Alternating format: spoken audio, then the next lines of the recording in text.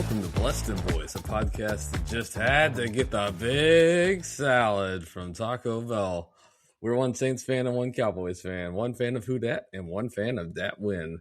We're here to give weekly takes, game recaps, bad betting picks, game previews, and the occasional Seinfeld reference, as you just heard in that intro. This week we will not be giving, unfortunately, a patron blank/blank. Our last episode, which apparently was June 30th, believe it or not. It was before July 4th. It was before July 4th.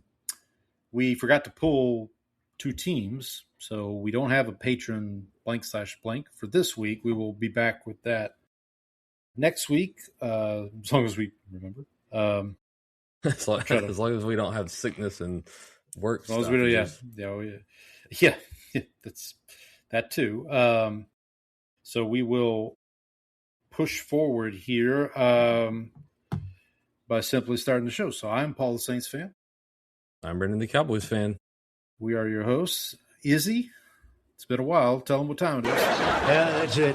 It's go time. Let's see you live that. Mr.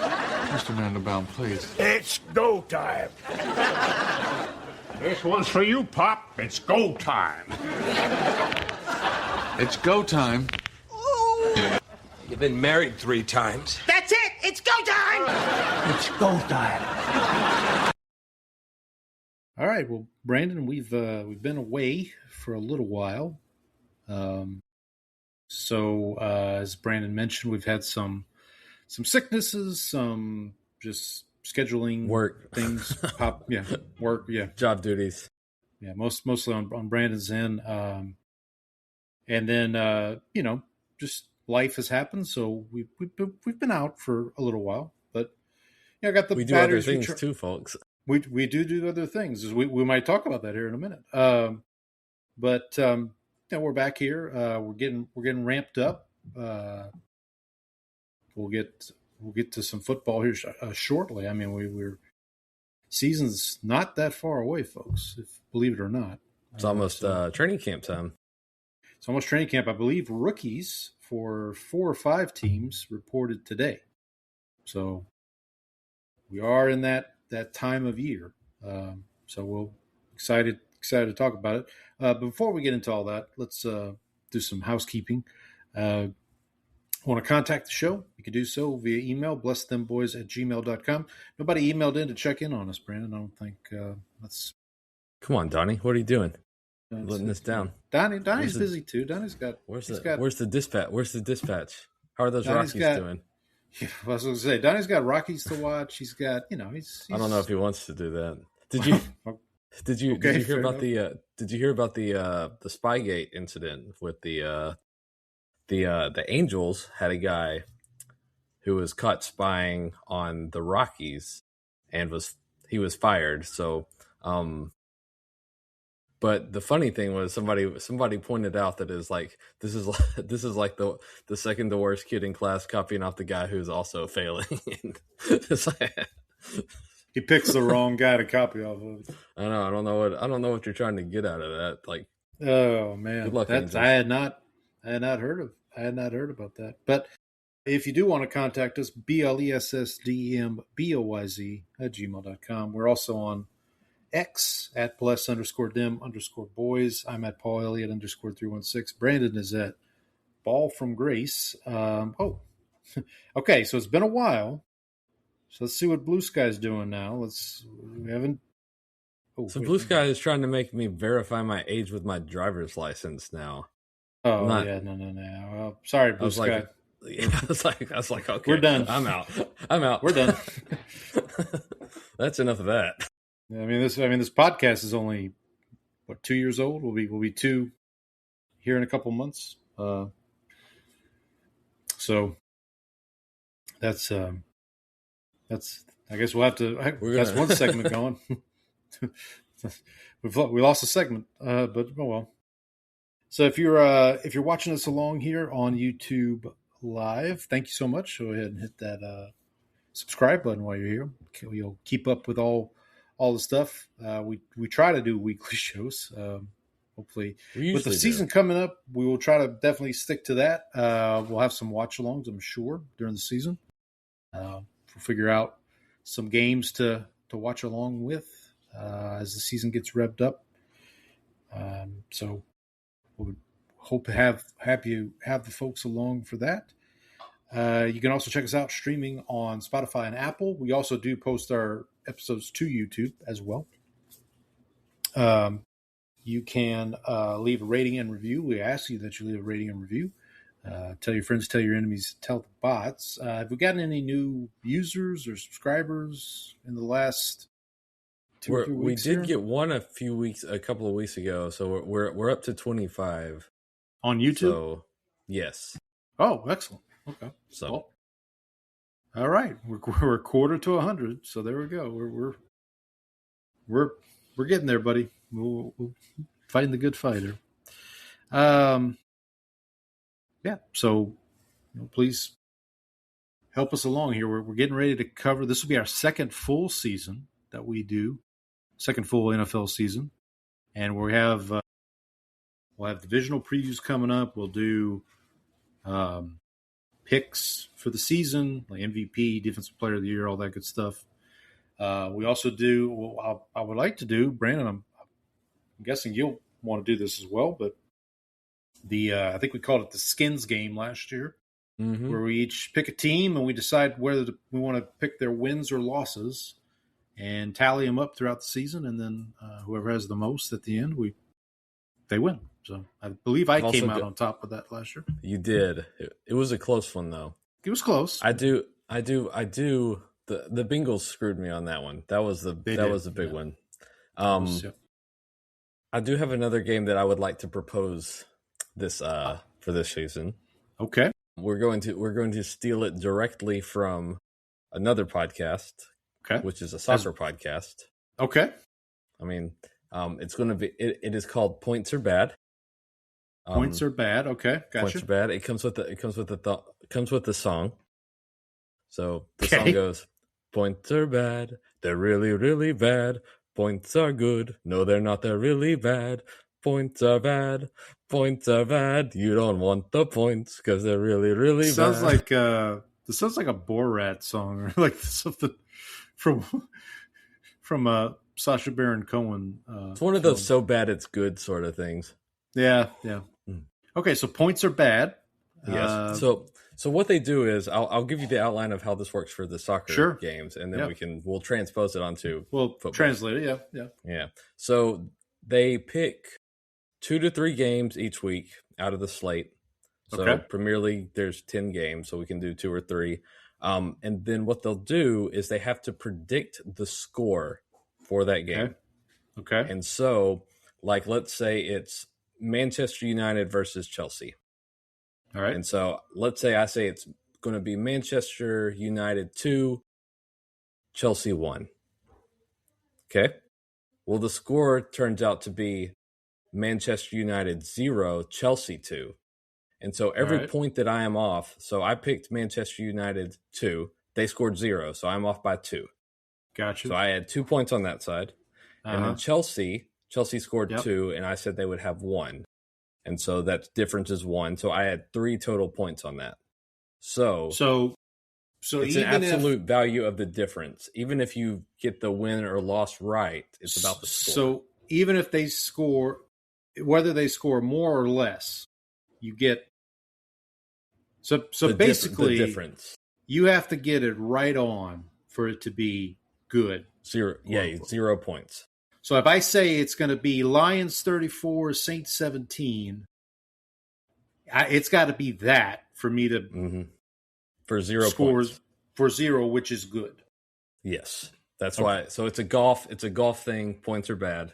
You want low score wins, and so that's what. But there's no way. But there's no way to go into the negative, right? You can only go right. You don't get negative points. So it's the absolute value, basically. Right.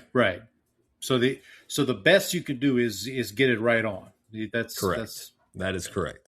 So any delineation from your score is bad, pretty much. They also, and I need to go back because I think they also picked the table.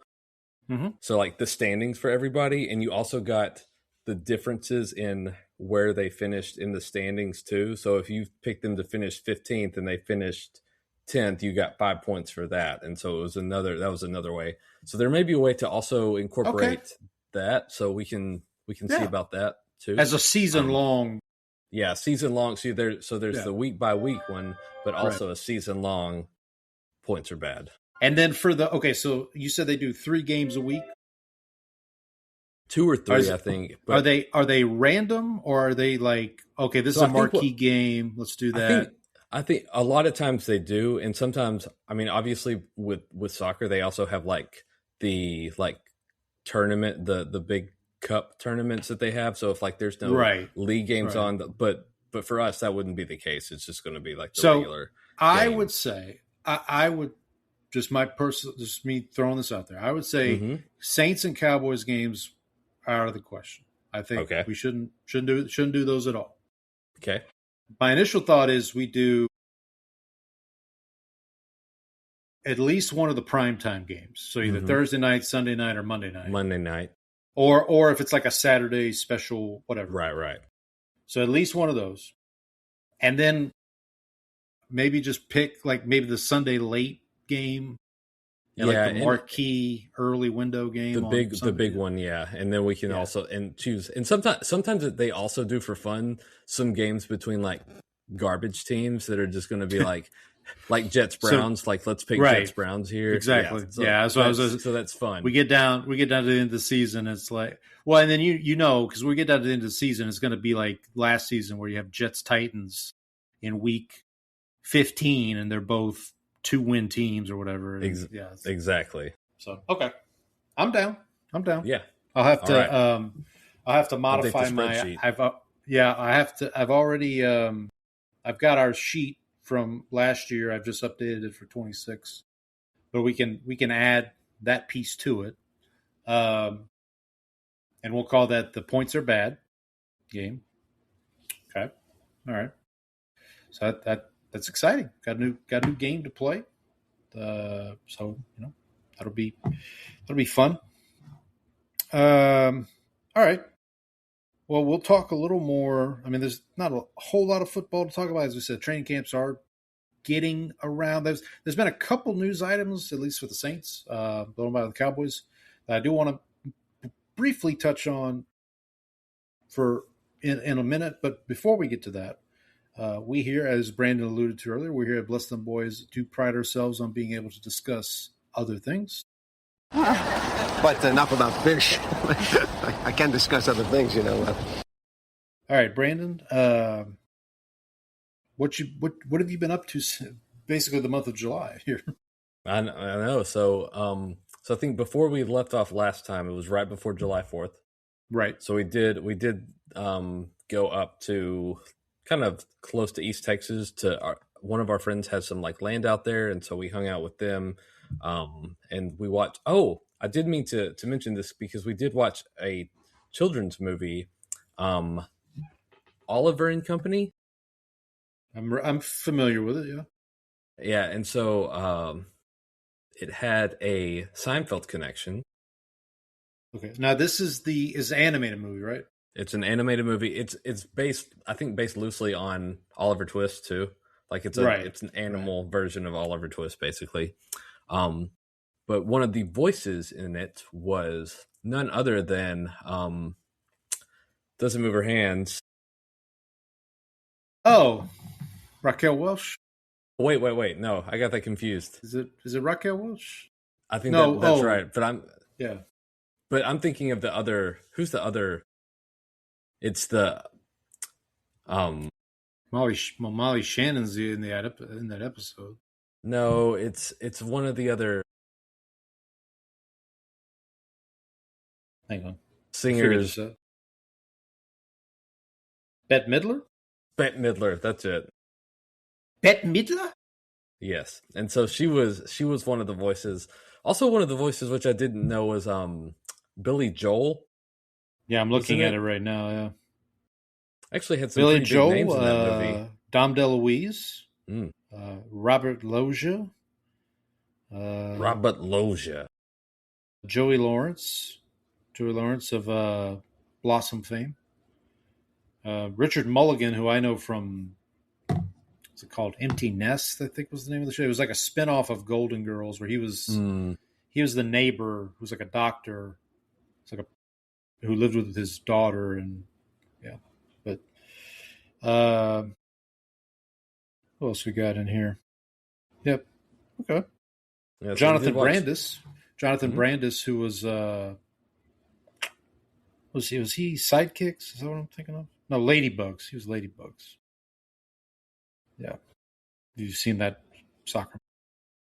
So we watched that. I did finish the Odyssey in preparation for the movie. Okay. We have tickets for Friday night. Okay, so my wife and I have tickets for Thursday. Okay. So we will. I saw somebody on Twitter saw somebody post no spoilers for the Odyssey, bro. You had 3,000 years to read it. Yeah, one of the movie podcasts I listen to, they've done a couple episodes about it now because it came out last Thursday. So they did an episode where they just kind of go through and that was the only time I'm like, go ahead, like spoil. Like I kind of want to know what you think of this. They were ranting and raving about it. By the way, Odyssey, the fastest to 1 million logs on Letterboxd, I think, in history. Of course, it was like 6 days, like because everybody's going to see it like 8 times or whatever it is. And then so I finished that, and then I also started the Aeneid, which is written by Virgil, and kind of so. In case you don't know, so this is about Aeneas. Okay, and he Williams? fought. Yes, so this is about after he leaves the Cardinals, and he's trying to find his new home with the Rams, and so his agent is taking him around to New Orleans legend Aeneas Williams. By the way, he's born either in New Orleans or close to New Orleans. Did he go? Anyway, he went to Southern in New Orleans. Yeah, he did. Hall of Famer Aeneas Williams, by the way. Yeah, absolutely. Yeah. So Aeneas fought on the side of the Trojans in the war, and so after the city was razed by the Greeks, he set out to go, and the legend is that he left and he sailed around, and eventually he becomes the one who is the father of Rome. So he settles down in what is then known as I believe it's Italia in the books, but it's or Latium. So basically the home of the Latins, and basically he becomes the one who would, I think his children, he is like the great grandfather of Romulus, who eventually would found Rome. That's how basically. So Virgil wrote several hundred years after. So his poem was written in Latin, whereas Homer's was obviously in Greek. So this was Latin, but he was kind of the next on. But he took the legend of Troy and then kind of relates it to the founding of Rome. But also the thing is that this is where we get the most detailed version of the Trojan horse incident, because so in the Odyssey and the Iliad, so the Iliad ends before the Trojan horse ever is built, constructed. That ends with the death of Hector. Odyssey picks up, and Odysseus has already been gone 7 years from the end of the Trojan War. And so he gives a brief kind of recap about hiding inside. Yeah. But the Aeneid is actually book 2. They ask, Aeneas gets to Carthage, and Dido asks him, Dido, not the singer from, not the singer. Tea's Gone Cold and Wonder Why. Yeah, exactly. Is that exactly. Dido? This is before she met Eminem. Okay, good. All right. And so she asks him, so what happened to Troy? How did it happen? And he gives the whole spiel about how the Greeks built this horse. They were one of the guys recommended, no, we got to destroy this. This is a trick. And then one of the Greeks who had been left behind comes up and tells them about how the Greeks had actually left and they were going to burn sacrifices to Athena, and then they would be back, but they left this as a altar Token. to her, and if if the Trojans take it into the city, then the blessings will be theirs. But if they destroy it, and then at that moment, the guy who tried to get them to destroy it, him and his sons are bit by snakes, and they die, and so they see this as a bad sign, and so they're like, "Oh, we got to get this into the city." So, gotcha. So I'm at that part in the Iliad. So was Aeneas in he was in the horse?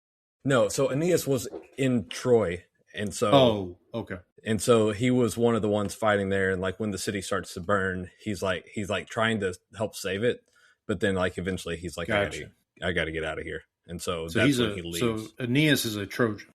He is a Trojan. Gotcha. I don't know if you saw the USC social media post that said our Odyssey begins, and it gave the start of their football season, and it's like, I don't know if you want to actually use that. I don't know, buddy. Bro. Yeah, that's somebody said when you didn't do the reading assignment. Right. So I have a question. Actually, sorry. I'll let you finish. I want you to finish what you got up to, and then because I had some Odyssey prep that I did as well, not as in depth as yours, but I want to. So, ask some questions about that. Yeah. So okay. Obviously, watch the World Cup. I do want to, give myself some props. I did win our family. So ESPN had the bracket that you could fill out once the group stage was done, and so I did win the families. Held on because my brother-in-law and sister both picked Argentina. I had picked France, but I had gotten enough points in the earlier rounds to be ahead. Spain beating Argentina then guaranteed me the victory, so props to me. There's a feather in your cap. There's a feather in my cap. Wife and I finished Suburgatory, and I did start. I'd watched like the first 2 episodes, but now I'm about 8 episodes in on Lost now. Okay. So you've never seen it? I've never seen it. Oh, okay. So interesting. If I haven't seen it, how do we feel? How do we feel 8 episodes in? I like it. It's pretty good. It's a slow build because they got to give everybody a backstory here. I think that you got to remember, this is back in the day when seasons were like 20 episodes. That's the thing is like I was like, how many episodes is this? And it's like 125. I'm like, well, there is one season. I can't remember what season it is, but there is one season that got shortened because of a writer's strike. And you can kind of tell. Remember it does start to go down toward the end. Like it's not 25 episodes a season toward the end. So there's that. Yeah, the last season may even. I don't even remember. I do remember. I mean, I watched it. So I caught up with it. Did not see it season 1. I think I caught up with it right before the final season. And this is when I told the story before about how I put Blockbuster out of business. How I would I remember when they started doing the Netflix model of like you could purchase by mail. But what Blockbuster did is you could, once you watch what you got by mail, you go to the store and you exchange it for a free rental. Mm-hmm. And I basically did that with the Lost seasons, and that's how I caught up on Lost. And then I remember being into it. It was one of the first shows that I remember people like really wanting to talk about. Mm-hmm. And really, there's a lot of theories about, because there's a lot of like off screen, like you see something and then you're like, wait a second. There's a lot of interesting, nods to other media, other, legends of a sort. And I always found it a good show. I thought it was good. I haven't revisited it since. I vividly remember because it was a Tuesday night show, and I want to say the final season happened right after my wife and I started dating, and we would watch Lost and then American Idol. We would like TiVo American Idol and watch Lost, excuse me, and then watch that. I forget what season of American Idol it was, but so that was kind of our Tuesday night ritual. I really enjoy. I think the best twist that they had so far was when the guy, the bald guy, who's like the wants to hunt and everything, and he's like, yeah, and then John Locke. It shows, and he shows him. It shows him in a wheelchair like right before, and then you're like, whoa, what's that was like what's going on here? It's like there's something supernatural happening here. And I also love one of the other things I love about the show is that each character kind of got its own episode, or every episode was like you would tell the backstory of one character, one person. So I just got past the English rock guitar guy. You all everybody, that guy. Yes. And like there's so many actors in that show that pop up, and like that guy is from Lord of the Rings. That's I forget his name, but he plays one of the not dwarves, but one of the hobbits. Hobbits, thank you. But he's not Frodo and he's not Sam. He's one of the he's one of the other ones. Pippin, or I think he's Pippin. Yeah, I think he's Pippin. Either Pippin or the other guy whose name I can't remember right now. Other guy, Mary. Sure. Yeah, I think that's right. But and then like Matthew Fox, this was kind of his big role. The guy who plays Jack on Lost. That's the woman who plays Kate. She's in the MCU now. She's Wasp in the Ant-Man. Evangeline Lilly, that's her name. She is now it's like Ant-Man and the Wasp. She's Wasp. So, that's nice. Yeah. Good for her. Yeah. You got to get paid, but so. And then the other thing I did, so I don't know if we had Prime Days before our last episode, but don't think so. I did order something that was on sale. It's a sweater. There was no red dot on it though. Oh, okay. It's a cashmere sweater, so I got a good deal.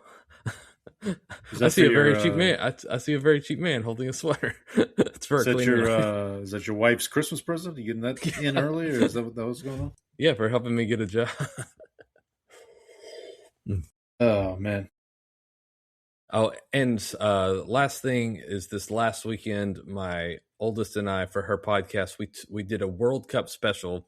So we took the 4 last countries, so the final 4 in the World Cup, and we did a dessert. So we did a dessert from France, which was creme brulee. We did England, which was sticky toffee pudding. Okay. We did Spain. We did Basque cheesecake. And the last one was Argentina. We did alfajores, which are like, they're kind of like shortbread cookies with dulce de leche in between them. So those were pretty good. So I had her we did like a bracket for the 4 desserts too. And so the sticky toffee pudding lost to the alfajores in the semis, and creme brulee, was it creme brulee? Yeah, creme brulee beat Basque cheesecake. And so the alfajores beat creme brulee in the final. So that's where we ended up. I don't think I've had any of those desserts. You never had creme brulee? Maybe. I mean, I've obviously heard of creme brulee, but I don't know if so the show, the Rules of Engagement show that has Putty as the main one of the main characters. He's always saying like that's how they get you, and like he's very cheap. Okay. And so one of the things he's at a restaurant and he's like, don't fall for the creme brulee scam. He's like, creme brulee scam? He's like, yeah, it's burnt pudding. And so anytime that I have creme brulee, I think of David Putty saying, yeah, it's burnt pudding. It's like Seinfeld when they're like, yeah, and then there's ziti with that big hole in the middle. Like that's just yeah, George is like, all pastas are scams. That's what it was. That's what it is. All pastas are scams. All right, I'm going to turn the light on behind me because it's getting dark in All right. here. Yeah, you do that, and I'll start off. So while Brandon's adjusting his lighting there, I'll jump in here. So so I will start with my. Hold on. I just remembered something because I stood up and remembered my shirt. Go ahead. Because my daughter and I went to see Hamlet at the Texas Shakespeare Festival in Kilgore.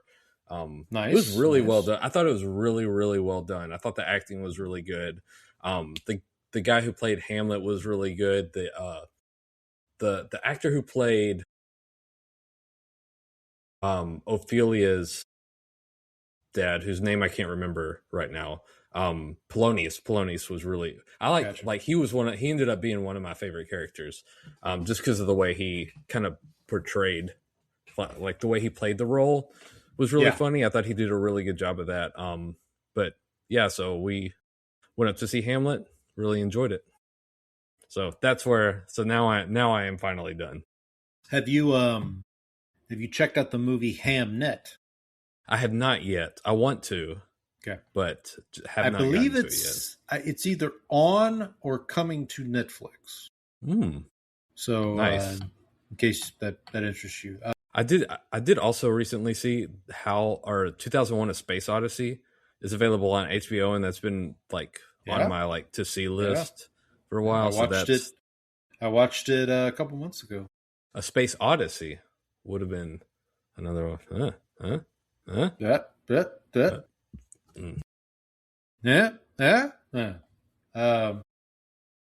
right, so I will jump in here. So I will start with my Odyssey prep, as it were.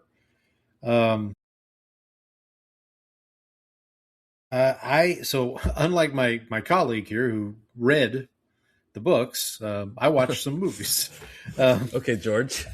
90 pages. So the obvious one I watched was Troy, which is obviously the prequel to the Odyssey. Is that fair to say? It was a different interpretation. Okay. Well, so this is going to be my question. So I'm not as familiar with all this. So let me tell you about that Helena Troy, because that she could have launched 1,000 ships. Tell you what. That's a hell of a pick. You used that pickup line in college? Hey, your name Helena Troy, because you could have launched 1,000 ships. 1,000 ships. That one's for free, folks. That one's there. We go. That's a free. If you use that and it works, please let us know. Oh man, that just, and if it doesn't, I love a good I love a really good bad pickup line. Yeah. Like, girl, you into antiques? Because I got some junk that hasn't been touched in years. Let's before we get any further. Before we dig our hole any further. So here's my question. So Agamemnon's brother, is it Menelaus? Thank you. So in Troy, Menelaus is played by a wonderful actor, Brendan Gleeson. I think it's Brendan Gleeson. And in the movie Troy, Menelaus is killed by Hector because Menelaus is fighting with Achilles. What's his name there? No. Who steals Helena Troy? Who? Paris. So Paris, who's played by Orlando Bloom, is challenged to a duel by Menelaus because Menelaus was Helen's husband, and he felt cucked a little bit, and so they're in this battle, and he's beating Paris down pretty good, and basically Hector, played by Eric Bana, comes along and says, "Hey, ease up." Whatever. And he's like, nope. He's like, no. And so finally Eric Bana or Hector just says, screw this. And he kills him. So is that true? Did that happen? Okay. I didn't think so. So the way that happens is, so they do challenge, the duel does happen, and Menelaus is beating Paris pretty badly. That version of Troy, I think, took out the gods, because the actual stories have a lot of the gods and goddesses of Greece are like they interfere a lot. So Okay. so I want to say it's Aphrodite is like, oh no, they're gonna hurt beautiful Paris, and I love him, and so like she like comes and whisks him away to safety back to his bedroom, and so Gotcha. that's what. So Menelaus actually ends up surviving the whole war and going back home with Helen. This is my question, because in the Odyssey, I haven't seen it yet, but I've seen the trailer, and I know in the Odyssey, Menelaus is played by John Bernthal, who is who I love, is a wonderful actor, and they were showing him in one of the trailers I saw. He's speaking to the son of Odysseus, Telemachus, and he's talking, and I'm like, wait a minute, how can he? Something's not adding up here. Now I know Christopher Nolan likes to play with time and do weird things. So that's what we know. That's okay. All right, so makes sense. Okay, and plus, I don't know who's playing. I don't even know if Paris is going to be in the Odyssey, in Christopher Nolan's Odyssey. I don't think he's in the Odyssey. In the poem. Right, and he doesn't. I don't think he doesn't die in the Iliad either. So I don't remember. Hector's death is like a big event in the Odyssey, or in the Iliad. In the Iliad, Hector is killed by Achilles, right? Correct. And then, is it Paris that shoots the arrow into Achilles's?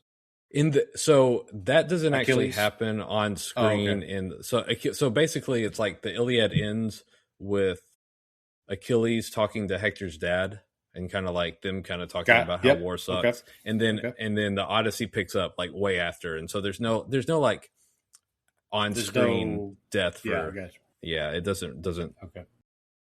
So you're telling me Hollywood has lied to me once again. Once again. Now, I will say, I had not seen Troy in quite a few years, probably since college. I think I saw it in theaters, and I don't think I've seen it since, to be honest. It's got its merits. I think Brad Pitt's performance is he was really good. I do remember that. Yes, they use him very well. He's almost like the shark in Jaws. Like, he's not in it a lot, but when he shows up, it's like, okay, now things about to get serious here. Yeah, so that's kind of what happens in the Iliad, is like he basically, so Hector takes away one of his like women. He like steals her. He's like, I want her, so she's mine now. And so Achilles is like, right. Okay, you've like violated the terms. Like we're on the same side, and you have basically like. And so he goes off to just like, I'm not dealing with you, and I will not fight for you. And so in Troy, it's Hector kills his cousin by accident because he thinks he's killing Achilles. Yes. So because that's Patroclus. Yes. So does that actually happen? Yes. So Achilles gives Patroclus his armor and like go fight, but don't go too far. Patroclus doesn't listen and goes too far, and then Hector turns and kills him, thinking that it is Achilles. Yeah. Yeah, and I think Patroclus is like something happened with his home, and he was sent away to live with Achilles, and so they were raised kind of in the same house as like kind of like brothers, basically. And so, gotcha. Yeah, that's the way I read it, at least. The other part of this that you just reminded me. So in Troy, Helen of Troy's sister, Clytemnestra. Yes, I think close enough. Yeah, she's played by Rose Byrne, and this is like Rose Byrne's like one of her first big roles. I loved Rose Byrne. And now in Troy, what they depict is that she goes to the Greeks, right? Because Achilles is a Greek, right? Okay.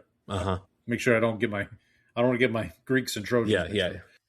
She goes basically to Achilles and is like, "Look, stop that! Like this is insanity. Like why are we like fighting?" And then she falls in with Achilles basically, and so you have a Brad Pitt, Rose Byrne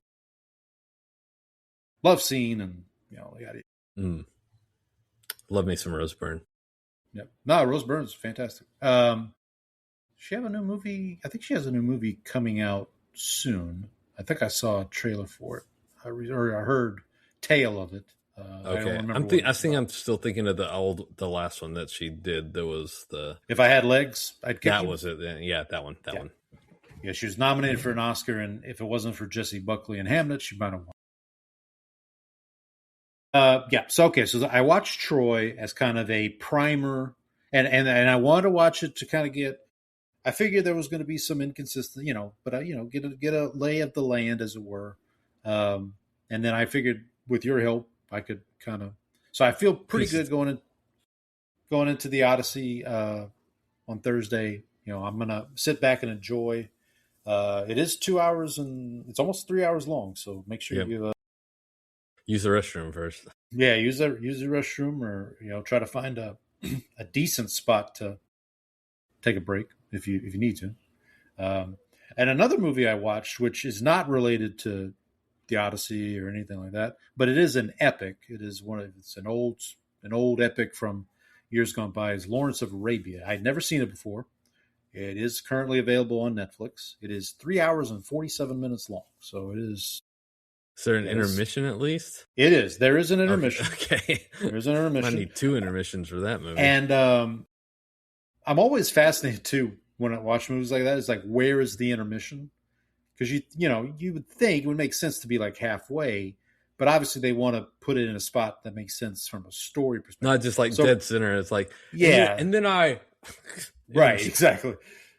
And actually with Lawrence of Arabia, it's probably like 2/3 of the way, honestly. I feel like that's actually better.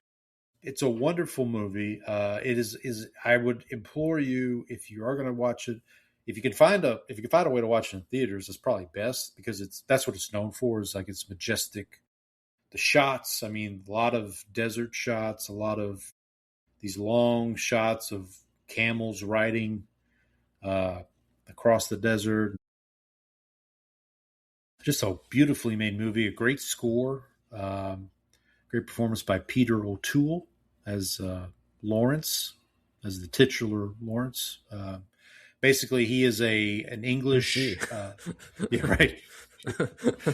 This is great. Tell me more about this. Tell me more about this.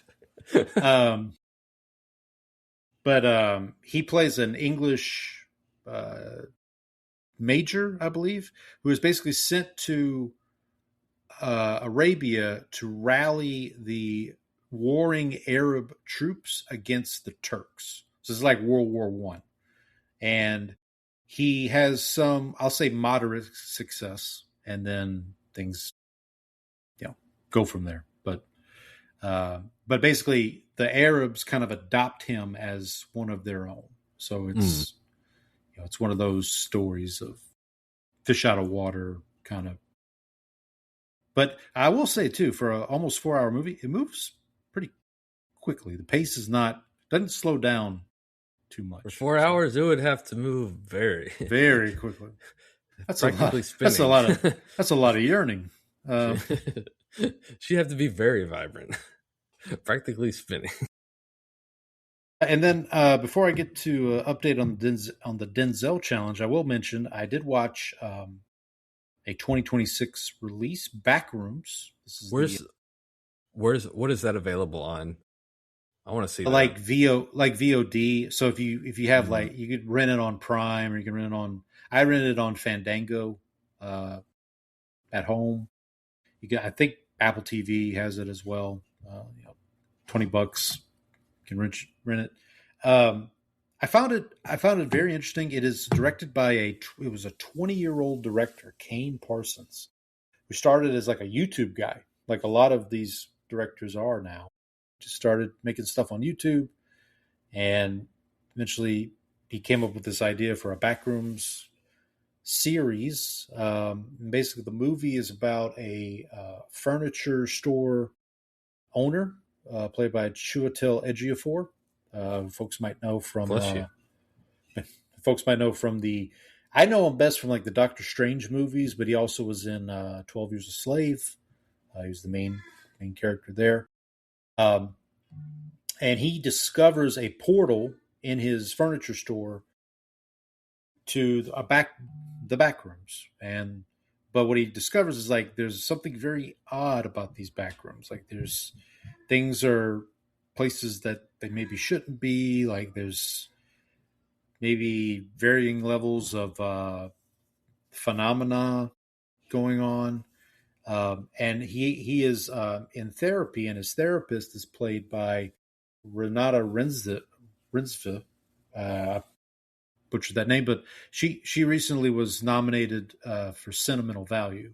She's a very good actress, and so Chiwetel Ejiofor's character goes missing basically, and so Renata Rinsve goes to find him. Shows up at the store, and then she ends up in the back rooms, and then hijinks ensue basically. So. Do they have any of those like Scooby-Doo things where they're like running? No, it's nothing like that. It is very creepy.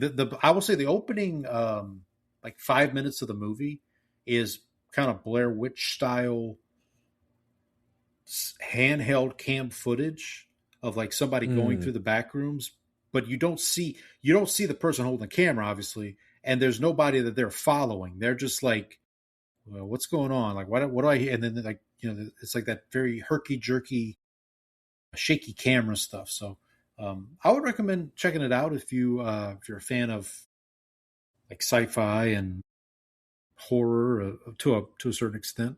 I need to watch that and Obsession and Undertone, like the three that I like. Now, Obsession is on Peacock. If you have Peacock, they just I don't have Peacock right now. Okay, well, I was gonna say it just came to Peacock last week. So I also rented Obsession. I think we talked about it on the show, but I would rate Obsession a little above Backrooms personally. Okay.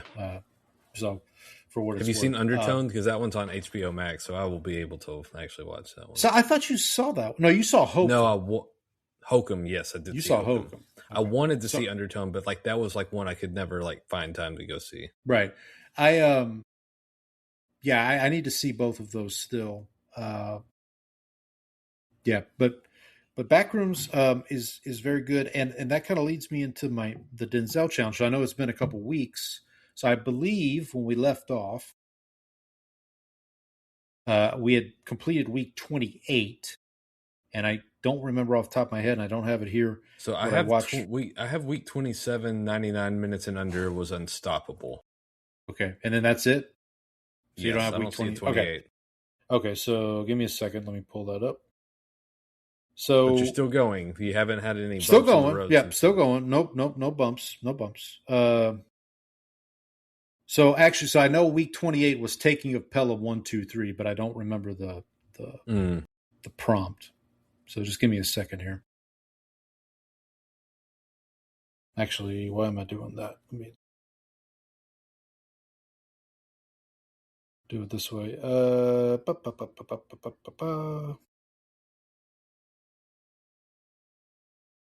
Okay, here we go. Let's see. Week 28. So yeah, 27 was 99 minutes. Week 28 was New York. So just a movie based in or about New York. Taking a Pella 1, 2, 3. It's a remake of the original. I've talked about the original film before because the original film features our guy Jerry Stiller. Was American Gangster set in New York? Yeah, it was. Okay. It was but it was one of those things where I kind of manifested Taking a Pella 1, 2, 3 because it's directed by the late great Tony Scott, and I'm very close to finishing all of his movies. So I was kind of hoping, and this was one that I needed to kind of check off the list. So I did that with Taking a Pella 1, 2, 3. It's fine. Denzel gives a fine performance. John Travolta's he's the bad guy in the movie, and it's like that period of time where Travolta was just not great. Like, was it around the same time where he did Battlefield Earth? Yeah, well, it was after. Yeah, and okay. it's so he's kind of trying to pick up the pieces from that, and it's just not It's a shame too, because like he came way back with Pulp Fiction, and then he kind of had. I like Broken Arrow in '96. That's okay, and then Face Off, which is pretty good, and then he does Battlefield Earth. And it's like, all right, we're done, and then he kind of picks the spots here and there. So then week 29, ironically, week 29, also a Tony Scott film that I had already seen. The prompt there was challenge. So basically, like any movie that a challenge is issued or someone faces a challenge, stuff like that, or challenges in the title.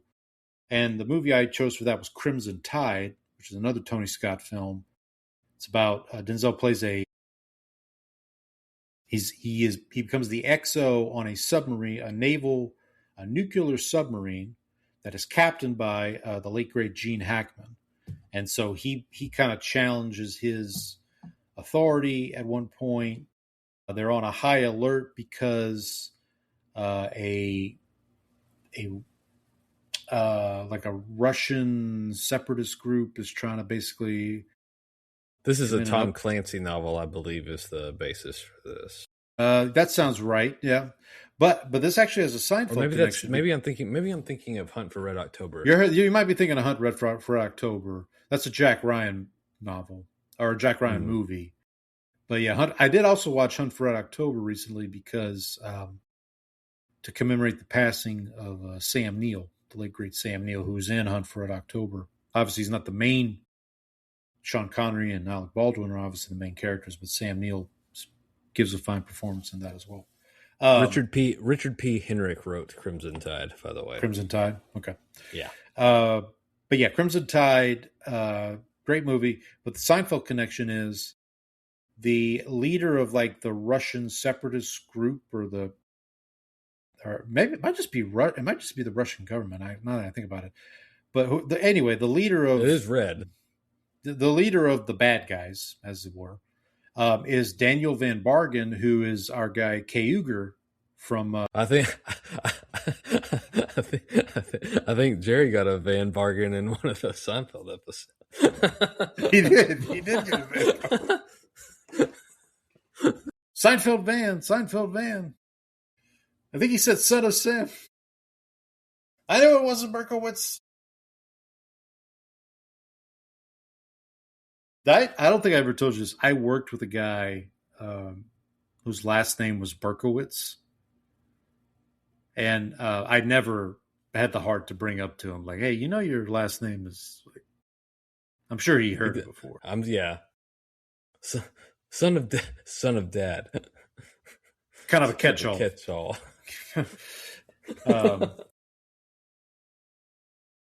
A Hunt for Red October by Tom Clancy, which is the book that introduces Jack Ryan.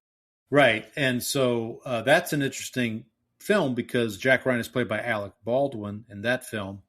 Subsequent movies in the 90s, Clear and Present Danger, Patriot Games, those are also Jack Ryan films, but Jack Ryan is played by the incomparable Harrison Ford in those movies. So just a interesting tidbit there.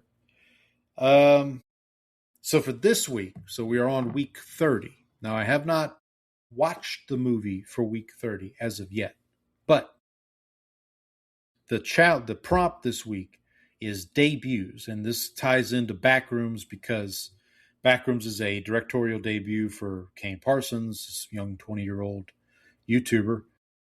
So the idea is basically watch a movie that is either an acting or directorial debut of someone. So for me, the movie I am going to be watching is the directorial debut of Mr. Denzel Washington, which is Antoine Fisher. Denzel Washington has directed, as of this date, he's directed 4 films. Antoine Fisher was the first. The Great Debaters, which I have yet to watch. Another movie, Fences, which I've already watched for the challenge a couple weeks ago. And then another movie, which is actually not eligible because Denzel's not in it. It's called Journal for Jordan, which is about a war vet who is writing a journal for his son. And in the You said war vet. I thought it might have been the country of Jordan. No. It's funny. So the character's name is, or the son's name is Jordan, but the dad who's writing the journal is played by actually Michael B. Jordan. So that's which is kind of confusing. But yeah, Denzel directs that movie, but he does not appear in that movie. So Do you think we'll ever get an actor named LeBron B. James? I'm sure. Why not? Like, I mean, He'll have to form a super team to get his first Oscar. Yeah, exactly. Hey, I mean, Michael B. Jordan got his Oscar, right? For exactly, that's what I'm saying. For Sinners. So, what was I going to say?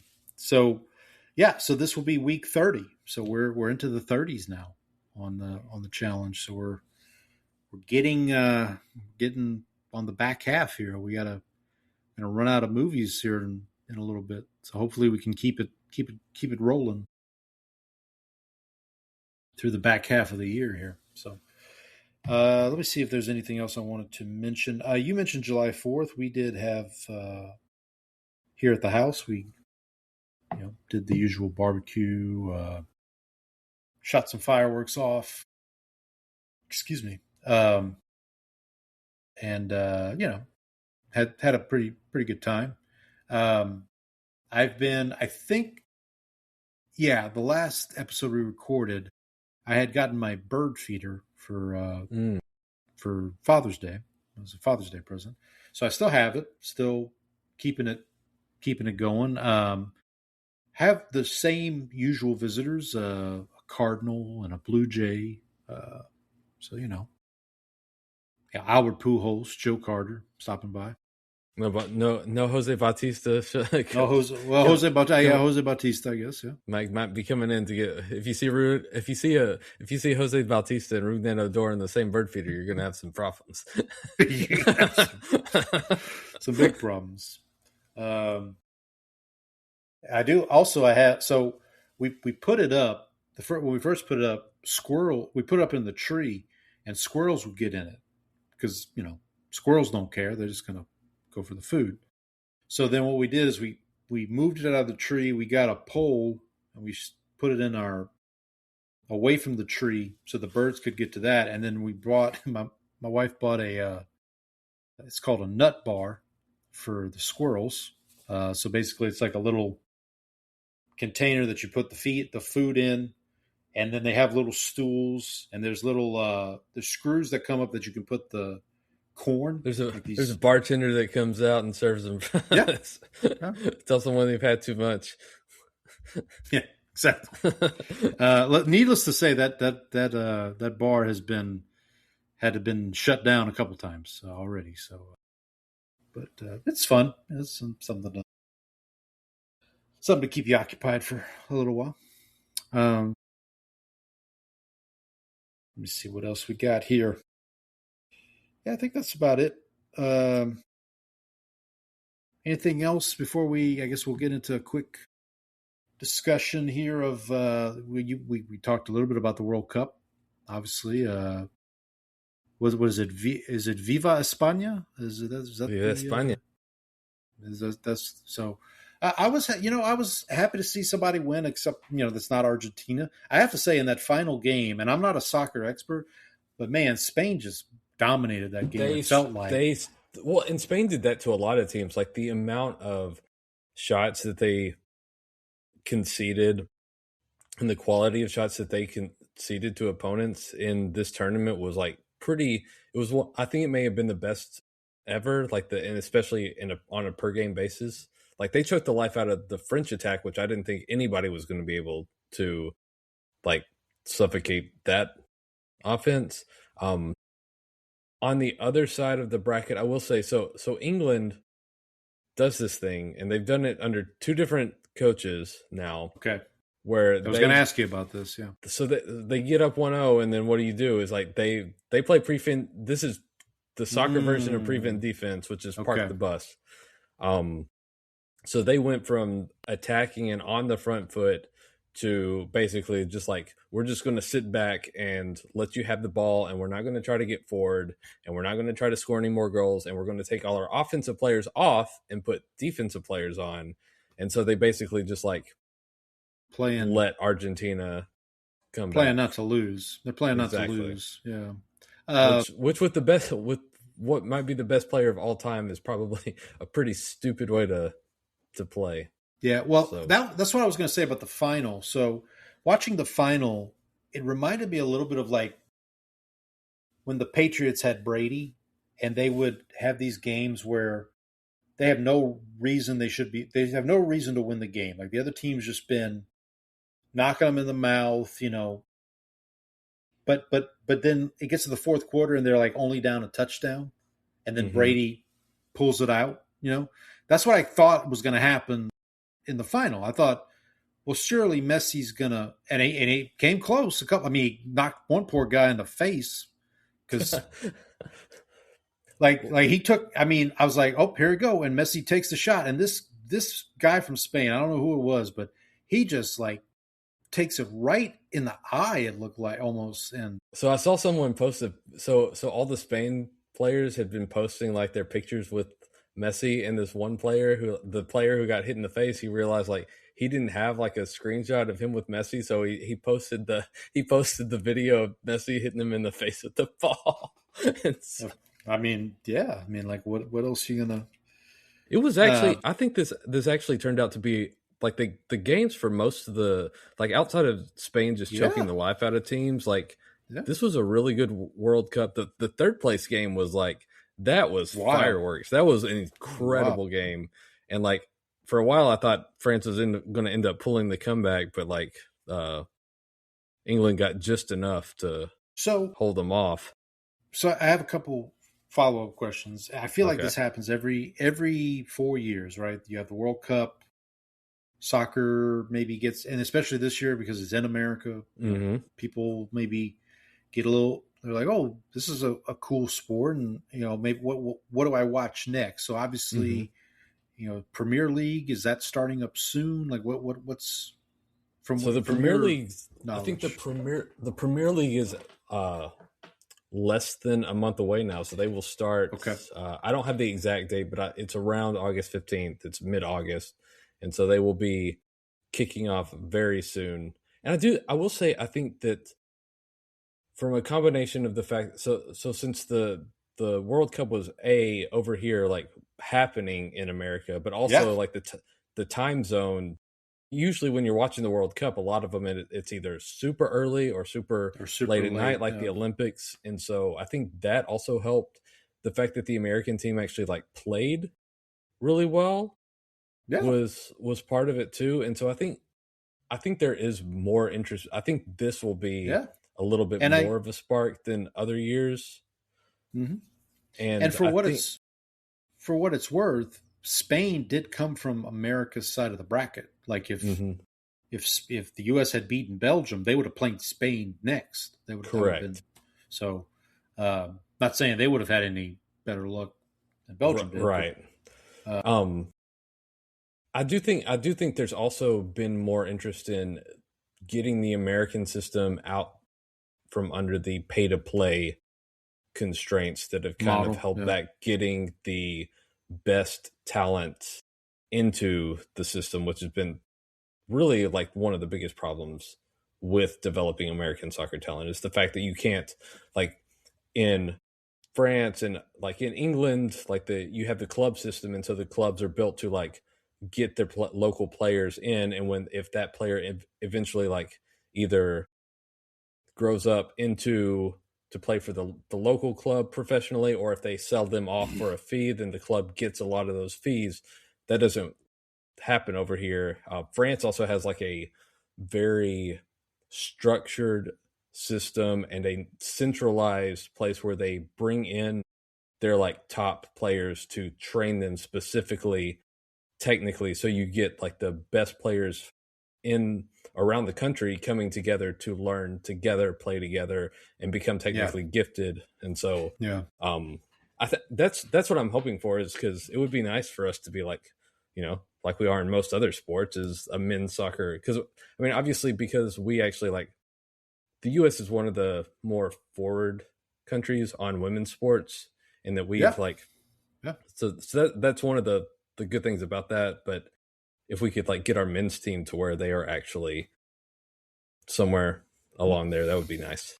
I'll also mention, I don't know if you caught the halftime show of the finals, but our guy Ted Lasso and Coach Beard were there. I did. I managed to miss the halftime show. I was not interested. No, well, I was indisposed, we'll say. Gotcha. Fair enough. Speaking of Ted Lasso, I believe the new season is coming out here first week of August. I think is we've got to correspond with the Premier League season. There you go. That's probably what it is. I think August 4th is the first episode. Yeah, I'm gonna wait for it to to all come out and then binge it. that's my plan. I did see also Hannah Waddingham, who plays Rebecca in Ted Lasso. She has got a new movie show. Well, it's a show coming out. So I thought it was a movie at first too. Okay, but then apparently it's a show. Ride or Die, I believe it's called. Mm-hmm. With I think they advertised for that during the World Cup final, right? Like it. I'm sure they did. Yeah. Is it Octavia Spencer? Is the co-host or the co-host, the co-star? Let me see. Ride or Die. Yeah, Octavia Spencer. So they're friends of 20 years, and it turns out Hannah Waddingham's an assassin. And Octavia Spencer didn't know this, and so you go from there. It's kind of like Mr. and Mrs. Smith, but only one of them is only one of them, and they're friends. They're not. There's no romantic. So, yeah, Hannah Waddingham as an assassin makes sense. Like that's good casting. She seems very tall. Is she tall? Yes, I believe she is. Yeah. George, she's definitely George's type. I'll put it like that. She's definitely George's type. He dropped this. Yeah. So the other thing I wanted to ask you about coming off of the World Cup, there was a little bit of talk. So you mentioned the third place game and how exciting it was. Mm-hmm. There was like some talk on Twitter, and this is not going to go anywhere, but I just wanted to bring it up, of what if the NFL did this? What if in between NFC AFC Championship week and the Super Bowl, they had the third place game? So the runners up in both conferences. So like this past year would have been Rams Broncos. Now in that case, you have Jared Stidham having to be thrown out against the Rams. Yeah. So it won't happen because the NFL Players Association would never agree to it, I don't think. Even if you incentivized it, like on Rich Eisen show, they talked about, well, what if you said, okay, the winner of the game gets the 19th pick in the first round, like they get the first pick of then you kind of I guess like it's just it would never happen. I get it, but it's not. I mean, it's not a bad idea, or the worst idea, I guess. But like it's better than the Pro Bowl, I would think. Well, that was my thing. Is like, I mean, would you rather watch the Pro Bowl or watch? But you'd have to be competing for something, obviously. So yeah, that's the thing. Is I don't think the players care about a bronze medal. Yeah, I mean, unless you said, no, that would be stretching. Unless you said, okay, the winner of the third place game hosts the first game of the next season, which is silly, or like you're guaranteed to host week one in Monday Night Football, or what, I don't know, some you get some kind of something, I don't know, but it'll never happen. But it was a decent thought. Let me ask you, Paul, are you interested in picking up a Premier League team to follow for? We've talked about that. You and I have talked about this because I definitely, it probably was the last World Cup when I kind of got somewhat interested in soccer or in soccer football. fever. And and then Ted Lasso probably premiered around that time or somewhat around there. And I obviously was a big fan of the show. And we had talked about. I think I had asked you. I said, "Well, who would be like the Saints of the Premier Well, League?" there is a team called the Saints. I- They are currently I know- not. They are not in the but they Premier got- League right now. They've been relegated. Relegated, yeah. See, that's the other thing about the Premier League is like there's the relegation and like there's all these marks you got to hit during the season and all that. So it just seemed a little confusing to me. So my team is currently in the third league because they got demoted. They got relegated in back-to-back seasons. So they are now in the. Jeez. Yeah. Okay, so now let's in start League there. One. So how many leagues are there? Like How many levels are there? or levels? Yeah, that's what I meant. I want to say there's 7 that are technically considered professional. How many tiers of English football are there? It is okay. It says 24 officially recognized tiers, but like the top. So the professional tiers are levels 1 through 4, and then the National League system are levels 5 through 11. So you go from the Premier League to the Championship to League 1 and League 2. Those are the 4, like, kind of the top. So 4. you start in League. Let's just say you can start in League 2. You can get promoted to League 1, promoted to the Champions League, and then promoted Championship. Championship. Yes. So it's just Championship, not Champions League. No. So the Champions League is the league between the best teams in all the European leagues. Oh, right. Okay. I'll figure it out. Okay, so you're in the how many teams in the Premier League? 20. Okay, so at the end of the season, they relegate the bottom 3. Okay, so the bottom 3. That's where the NBA got we may have talked about the proposed draft lottery thing of like the worst 3 teams don't get the best odds or something like that in the lottery. Yeah, so maybe that was where they got the idea. But okay, so 3 teams get relegated, and then do 3 teams from Championship get promoted? Yeah, so there are 24 teams in the Championship. So the top 2 teams get what's called automatic promotion. So those two teams are up. Teams 3 through 6 have a relegation playoff or a promotion playoff. And so makes sense. The 3 and the 6 play each other. They do a home and home. Teams 4 and 5 do a home and home, and then the winners of those play a championship at Wembley Stadium. Winner gets to go up. Okay. I might give it a shot this year. So is there a team that maybe, I don't know, let's see. Is there like a quiz you can take or something? Like, let's look. Yeah, that's a good idea. We should look into that. Maybe give me a little time to do some research. Which Premier? We can. Okay. Yeah, there's a New York. So the New York Times actually has a quiz. So there we go. I guess from the Athletic. I don't. You don't have an Athletic account, I guess. I do have one actually. Let me see here. I can send you the link.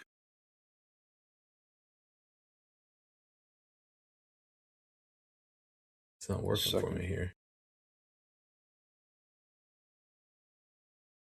Actually, let me see if I can if my computer will cooperate. Let me see if I can pull it up on. Which Premier League team should I support? Thank you. Let's see. Okay, I've got the Times link here. I don't know if it's going to let me. I'm opening it right now on my phone. Okay. Let me try to log in on my Google account. See if maybe they'll give me a free free. Here we go. Okay, you got it. All right. Yes. All right. Question 1. All right. What do you like? Ready. What do you like in a soccer club? An international giant, one that's tied to the local community, a team on the rise, an underachiever. You love those rare upsets. So it'd probably be either tied to the community, because I mean the Saints are That was my thought too. okay. So let's go with that, tied to the community. Okay. What style do you like clubs to have? Full out attack with little regard for defending? Lots of passing between players as they patiently try to unlock the opposition? A more balanced approach and looking to counterattack if the opportunity arises? Focused on defending and keeping the opposition at bay? My Going with the initial Breeze thought- Saints, that sounds like all out attack. Yeah, I with was going to little regard say for defending. little guard. Yeah, that was my first thought. But then I thought, I mean, I would prefer a balanced attack, probably. All right, let's go with a balanced approach here. But yeah, if we're comparing it to the Saints of yesteryear, yeah, then What do you think about clubs spending lots of money on player transfers and wages? More than happy with it. It's a necessity in the modern game. Fine with it, but ideally some academy players are used too. Don't like it, but accept it's part of the modern game. Can't stand it. Clubs should totally be focused on using homegrown talent. so so the academy players that they reference, so that's like their draft picks. Like that's Yeah. That's the kind of. Yes, I would probably go with that second one. Where, use it if you have to, but like ideally, you'd have a youth kind of a minor league system that helps you out, I guess. Or All right, what part of sport gives you the most enjoyment? Your team winning, that's all that matters. The collective joy victory brings, the incredible drama it can conjure up, or D, upset victories. ooh, that's a good one. I guess probably upset victories. I mean, because I definitely took pleasure in like people. I take pleasure in when people, don't count the Saints out. Well, I say that like I never pick them myself, but I mean, like I love when I'm wrong. I love when they prove me wrong. But I mean, like when I remember those seasons with Breeze where it's like, oh, the Saints aren't going to be anything this year, and then they end up in the NFC Championship game or whatever. So probably that upset victory one, I guess. All right, favorite colors: blazingly bright, stand out but a little more understated, white or black. The more basic, the better. A mixture of all the above. The busier, the better. What was the second one? Like Stand out, but a little more understated. probably that. Okay. I mean, because like the Saints are unique. It stands out, but it's it's black and gold. It's not too loud. Not showing off. Yeah. Not showing off. Media part of the curve. Media part of the curve.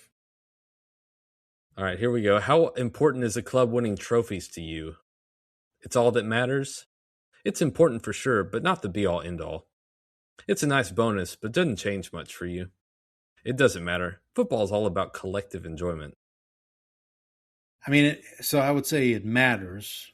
Obviously, everybody, at least in an NFL context, you don't start the season hoping your team sucks. But it's not. I would say I don't think it's all the way like that's what matters the most, but probably the second one. Like it's important for sure, but not the be all end all. Yeah. Okay. How important is the club's history to you? Important, but care more about the present. Hugely important. A club without history is nothing. Not too fussed about a club's history. Care more about creating history in the here and now. Probably that one. Okay. Yeah. Let's create some history. It's important, but it's. Which of these has you most excited about the World Cup? Seeing the world's best players all deliver? The thrilling knockout stage matches? Smaller teams digging watch out there. Digging deep and overperforming? Or the real underdog stories? Probably the underdog stories. I'll go with that. What gives you spine-tingling emotions during a game? A thumping victory and the release of joy at the end? A last-minute winner from a homegrown player? The roar at kickoff? The whole crowd singing in unison? Probably the roar at kick, like the anticipation, I would say, of the probably before the game. Yeah. What kind of manager do you like? So that's the coach. Right. Someone with a win at all cost mentality, someone focused on the team's style of play, someone looking to build a project, someone who will promote players from the academy. Probably build a project. Probably yeah. All right, Paul, here's your team. Liverpool. Really? Okay. Yeah. I've heard of them. Like about this. Yeah, there you go. I'm curious. I might go back and take this to see what I get too. So I'm looking here, just to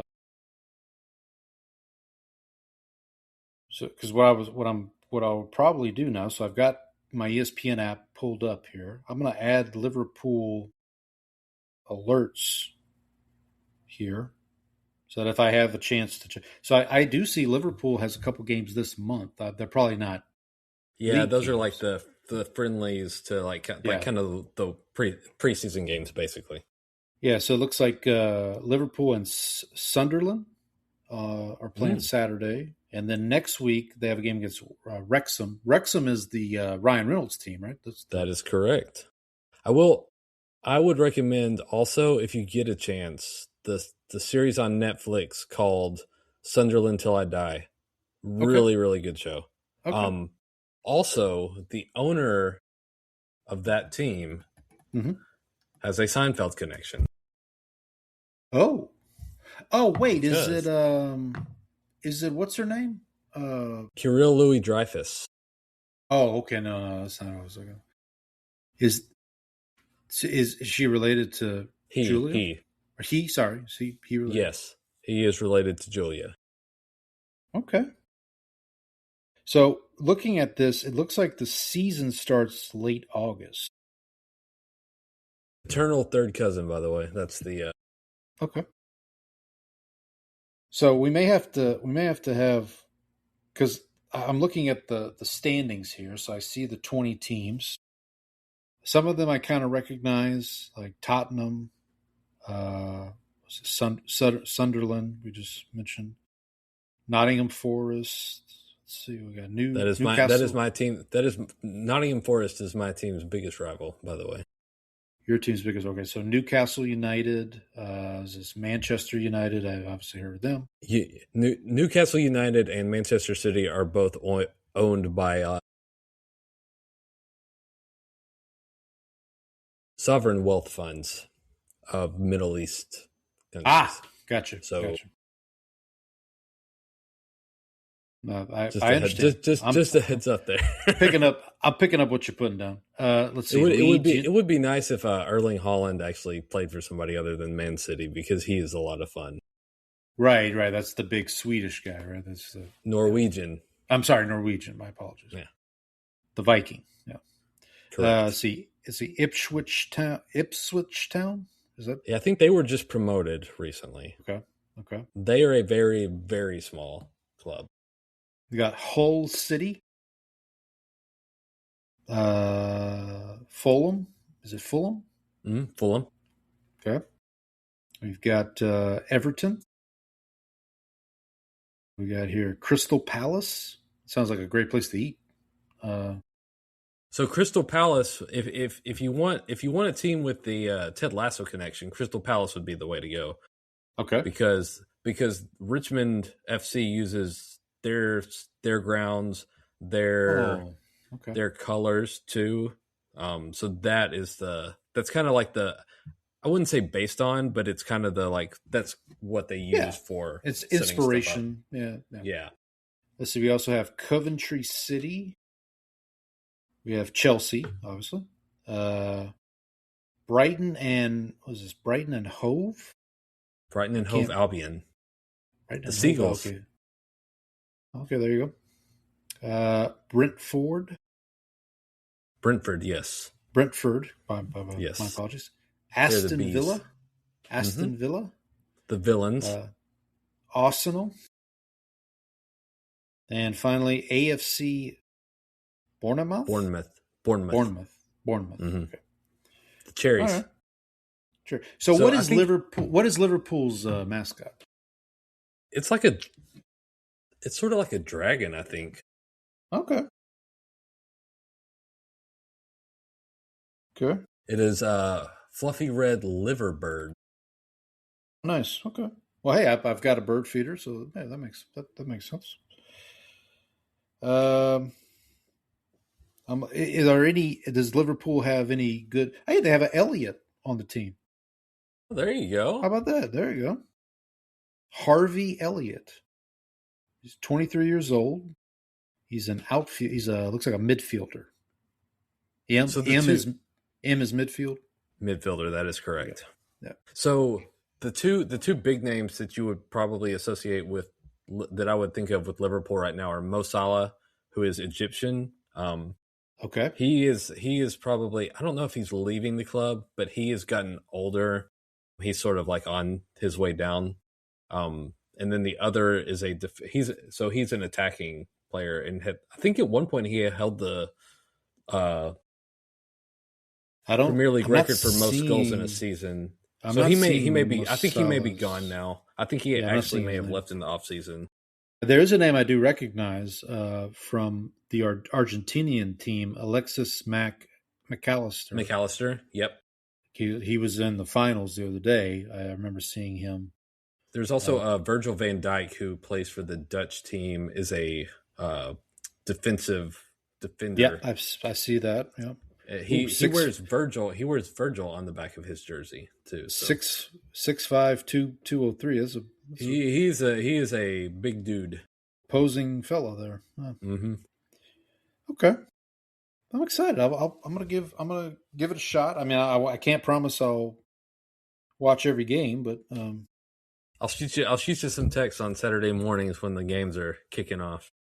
So yeah, so it looks like the season starts. I see August like 22nd, 23rd area. Looks like. Let's see, first game. Yeah, Friday, August 21st is the first game, and it goes all the way to May. Is that right? Mm-hmm. Yeah. Wow. Okay. It's like basketball. Well, I guess even longer than basketball. But do they play every week? Yes, there are some breaks for like international games.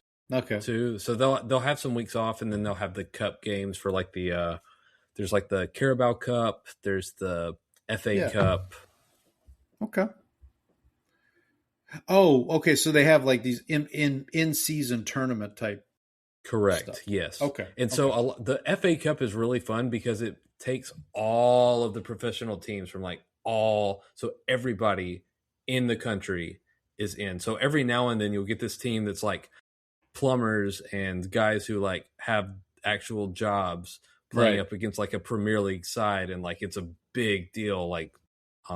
And those are like kind of the fun games, and so that's kind of like what makes the FA Cup a lot of fun.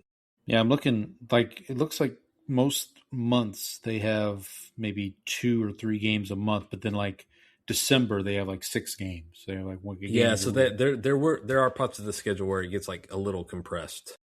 And so all right, so Liverpool it is. If anybody's listening and you know of a Liverpool fan, or let us know. I'll be happy to chat with them. So who is your team? Did we discuss this? So I cheer for Leicester City, and they are in the 3rd division now.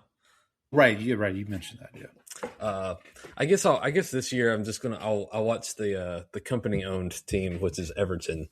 That would be kind of fun because Everton and Liverpool are rivals, city rivals.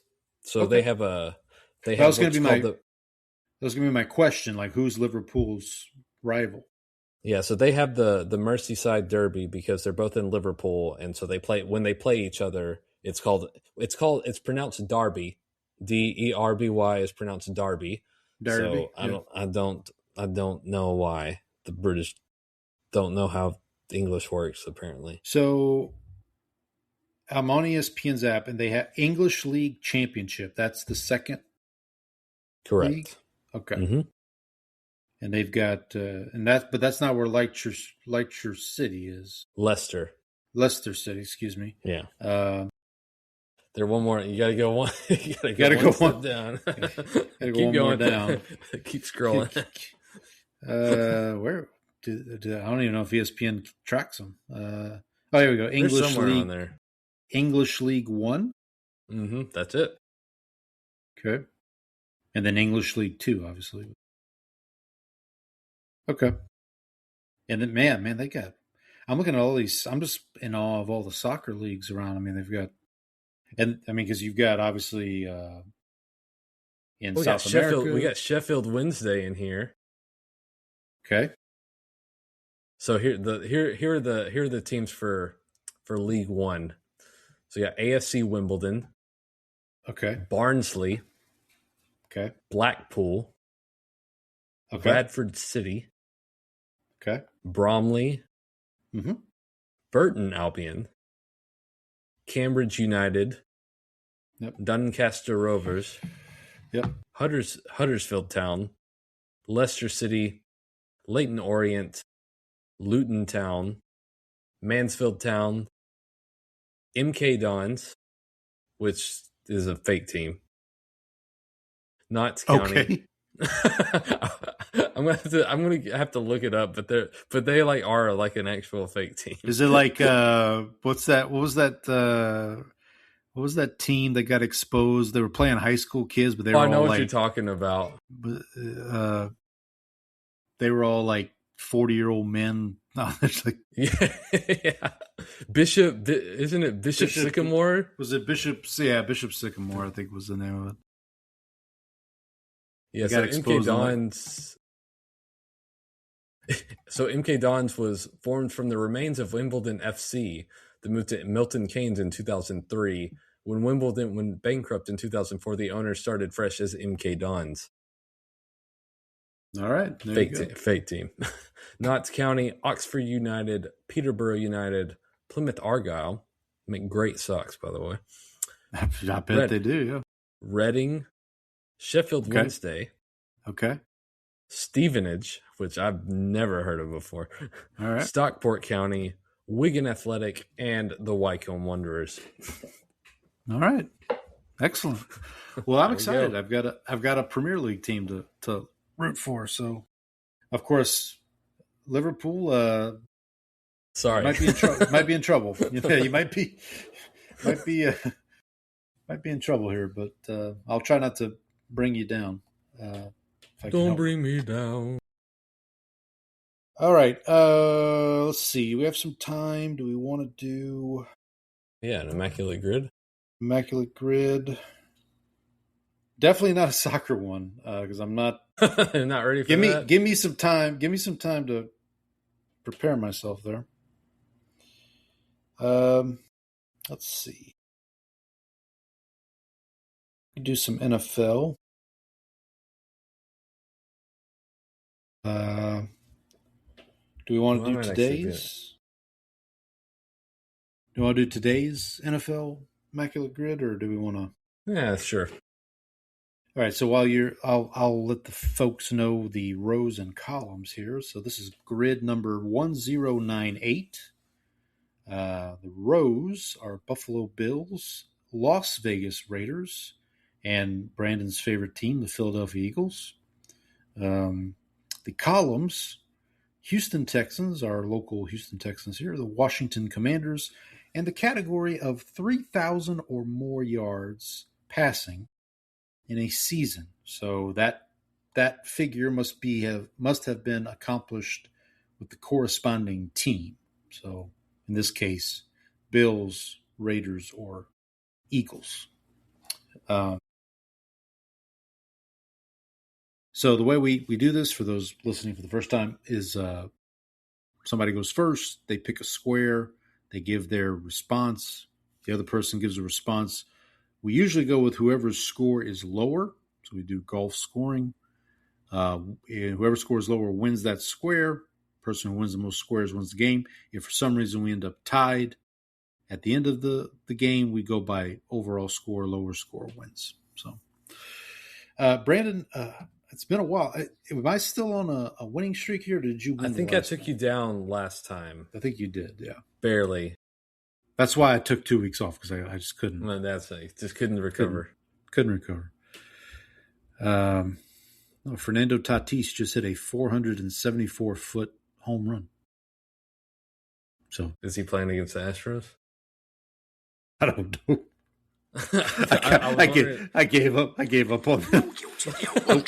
I was texting one of my friends who's like really into baseball, and I was like, I need you to confirm something for me.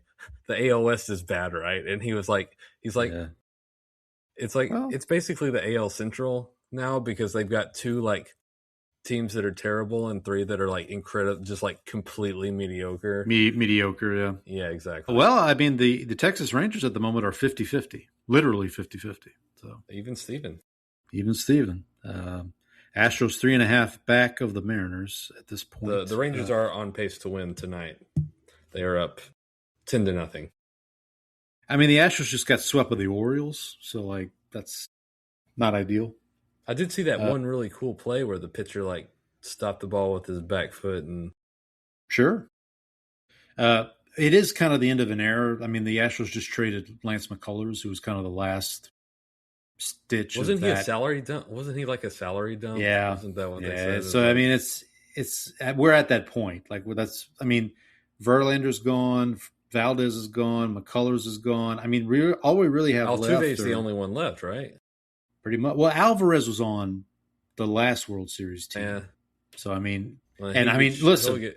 I mean, Alvarez is the best thing about the team by far. Like at this point, you have to wonder: is like, do we just keep this guy around because he's awesome, or do we try to trade him for like 50? I mean, he is. Yeah, right now he is kind of the Mike Trout of the Astros. Like he's just that's a good way to put it. he's the Maserati in your garage that you don't. Speaking of which, let me see. Did no home run tonight for Alvarez. Jeremy Pena, however, has hit a home run, and also Isaac Paredes also hit a home. Yeah, I mean they're calling up guys to get some, which is not a bad idea. I mean, I don't know how much longer Altuve is going to play. To be honest. Do you think he'll just retire as an Astro, or do you think he'll try to go somewhere else? I would hope so. I mean, at this point, what's the point of going anywhere else? I mean, I don't, unless he wants to go play with one of his buddies somewhere else, which I don't know. Does he want to go to Toronto to be with Springer, or does he? I haven't even checked. Is Bregman doing anything with the Cubs? I think it's the Cubs he ended up with. But yeah, it's it's like anything else, man. Your team, the ups and downs, and the Astros are definitely in a down right now. But all it takes is one year. You get turned around, and we'll see if that happens for the Astros. Bregman. Let's see what Alex Bregman's doing. 10 home runs for Alex Bregman. Okay, not bad. 43 RBIs. Obviously, the star of the Cubs is the Crow guy, Crow Armstrong. But Pete Crow Armstrong sounds like a bourbon brand. It does. Yeah, it does. All right. Are you ready to begin here? Our immaculate grid. Yeah, let's go. Who's going first? I want to go first. Okay. How do you want to start? Debating two different squares here. I think I'm going to start in the bottom left corner. So Eagles, Texans. I know exactly where you're going.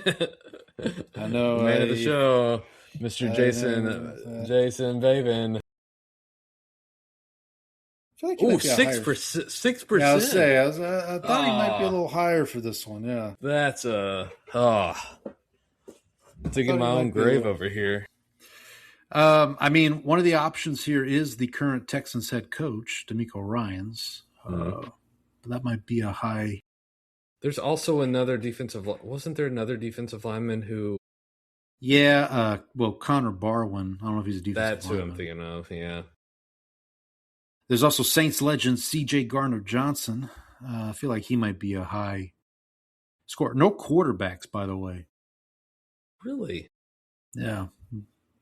No quarterbacks, I don't think. Okay. Well, let's see. Who's going to give me a low number here? I'll go. You know what?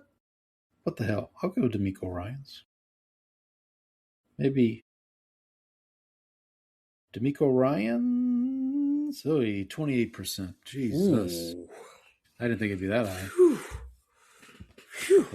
I thought CJ Gardner-Johnson, but he still might be the high score. That's true. All right, well, that's a turd. I'm up 1-0. Up 1-0. Let's go up one row here. Okay. So we'll go Texans Raiders. I like to finish a column once we start it if we can. Not always the case, but just. So Texans Raiders, obviously the incomparable Matt Schaub is an option here. Who C.J. Stroud turned into Matt Schaub during the playoffs last year for not the best reason. I'm really fascinated when we get to that division preview when we start talking about the Texans because a lot of hype around the Houston Texans right now. I'm hearing. I'm going to go with Shane Leckler, punter extraordinaire, 10%. That's still not as bad as D'Amico Ryans, but it's not great. I will go with Saints legend. Okay. DJ Swearinger, baby. Oh, yeah. This is going to be, 0.6%. Yeah, I should have known. my man. All right, I'm not going to let you finish the column yet because I'm going over to. I'm rusty. All right, I'm going over to Eagles Commanders. Okay. Jose Cortez.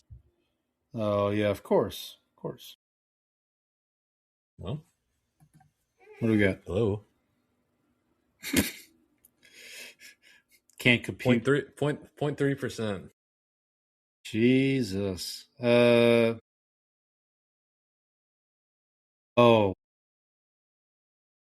Buddy, if this works, I think we used this guy last year during the season. Dick Absher. 0.02%. Huzzah. I know, I don't remember what position this gentleman played. I'm going to check it right now. He was a linebacker. Call him the Exterminator. Oh, actually, Saints legend, Dick Absher. Oh, there we go. There we go. So I got one on the board here. Could also have gone with David Akers. I was checking to see, was RG3 not? I don't think he an was. Eagle? He was never an Eagle? I don't think so. Apparently he's got a documentary out. Did you see this? Apparently there's a documentary coming out about him. He did this post on social media where he put his whole uniform on, his whole Washington uniform. And he's like, POV, getting ready to shoot a documentary about still running me out there when I was on one leg against Seattle or something like that. It's like, there we go. All right, buddy. Maybe he was just going through something. All the best to RG3. Also, all the best to Ryan Clark, who got axed from ESPN. Let me ask you a question, buddy.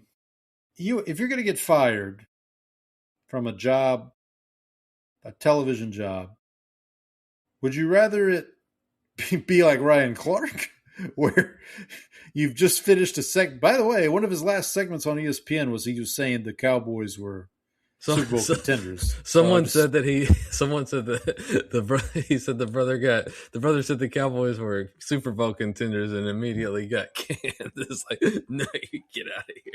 I mean, they let Skip Bayless go on about the Cowboys for years. I don't think that was the problem. Okay.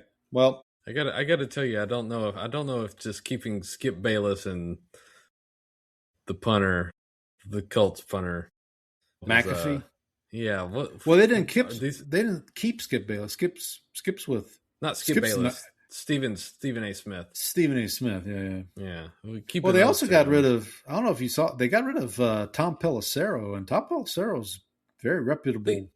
They're getting rid of all the good people. Maybe they'll hire Diana Rossini. See, somebody said that's the next shoe to drop. Is they're going to give Rossini this big contract, and so. Well, we will see. Okay, so is it my turn? Mm-hmm. All right. Well, let's move up a square there. Move up one. We'll go Commanders and Raiders.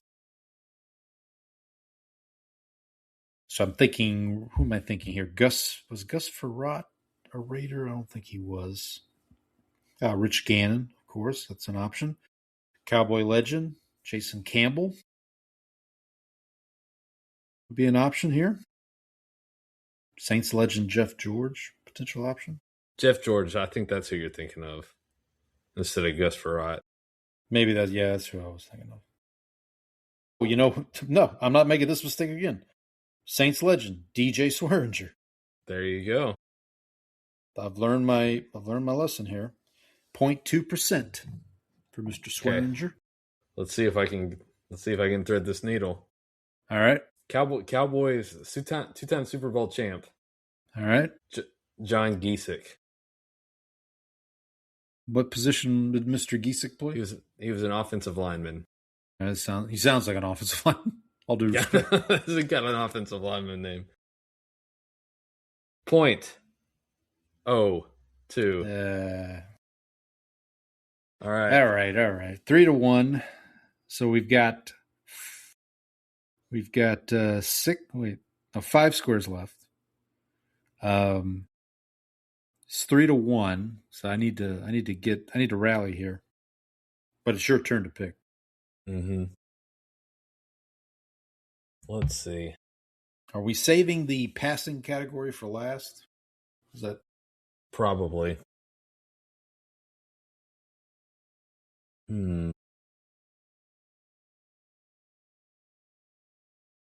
Where to?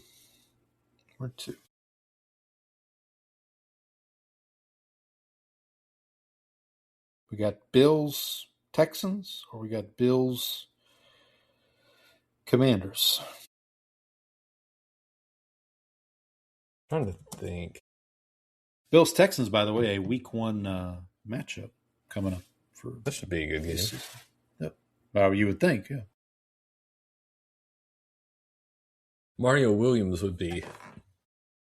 Is that where we're going, Bill? We're going Bills, I think Texans? So. Okay. Okay. Let's go.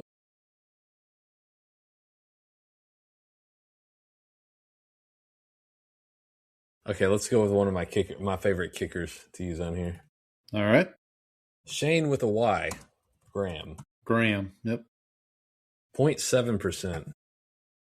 Also, you could go with University of Houston legend Case Keenum. Mm-hmm. I feel like that would be a little too much. Although at this point it won't make much of a difference, I don't think, for me. But,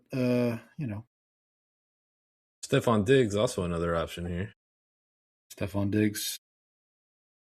He's not an option for anybody else, but yeah, it's an option. He's got a lot of things going on that he needs to take care of. Yeah, I was preparing notes for our divisional previews, and I got to the Bills, the Bills, and it said, what team did Diggs play for last? No, the Patriots. It was the Patriots. Mm. And talk about who got relieved or who departures. And it was like Stephon Diggs. I was like, yeah, I don't think he's coming back anytime soon.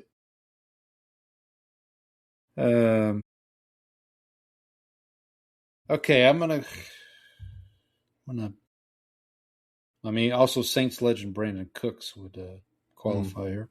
Cowboys legend Brandon Cooks. Cowboys my apologies. Yeah. Cowboys legend as well. Fitz Magic, obviously. Mm-hmm. I'm gonna go I'm going to go with, just because I like this name, Taiwan Jones. There's actually 2 Taiwan Joneses, that's Okay. surprising. Are they Let me related? make sure I get the right one. Don't know if they're related. All right, 0.3% for Taiwan Jones. Oh, you beat me. He was a receiver, I believe. Or at least this Taiwan Jones was a receiver. Taiwan Jones. Let's see. There's 2. There's this one who played like 10 years in the league, and then there's another one who played 1 year in the league. Taiwan Asti Eric Jones. And the other Taiwan Jones. I'm sorry. He's a running back. This Taiwan Jones. Eastern Washington. So same college, I believe, as Cooper Kupp. Right? Yeah. Is that right? No. Yep, that's correct. So there you go. All right. So what's the tally now?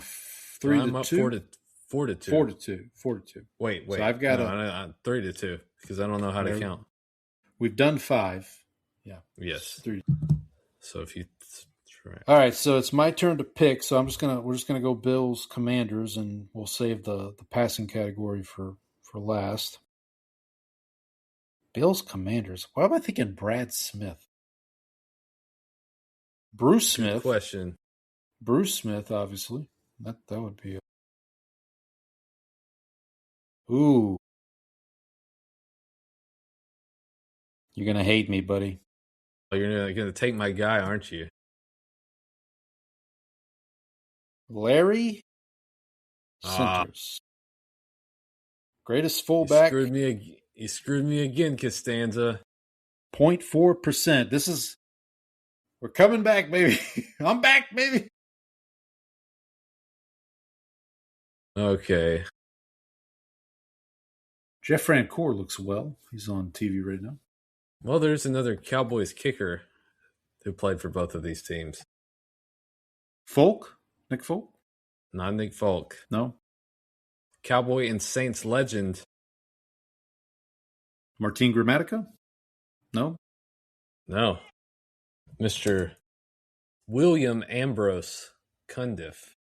Better known to his friends as Billy Cundiff. 0.09%. My God, really? Billy Cundiff has a lower score than Larry Centers? Hey, the greatest fullback of all time. That's true, of course. Where was Larry Centers born and raised? Tatum, Texas. Tatum, Texas, of course. I have his autograph, by the way. Legend Larry. He's not in the Hall of Fame, right? No, he's not, sadly. So it's a shame. He actually qualifies for, I think, 5,000 yards rushing and receiving career. Does he have 5,000 rushing? I thought he just said.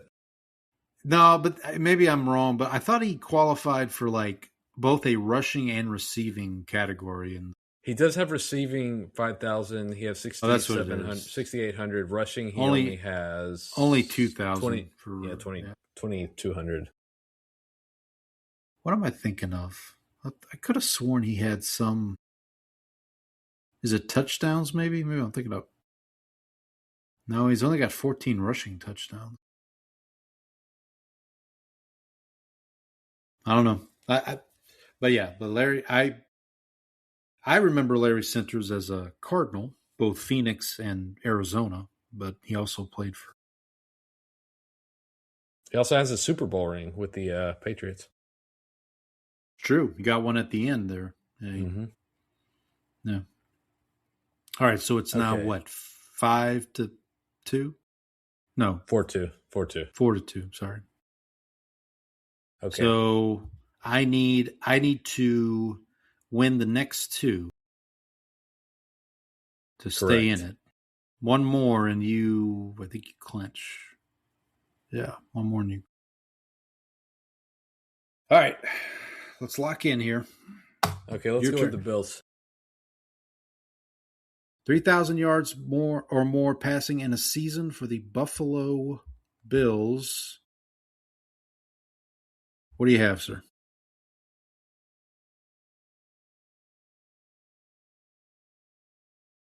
Let's go with the cowboy legend. Okay. Kyle Orton. Oh, yeah, of course. Yeah. 2%.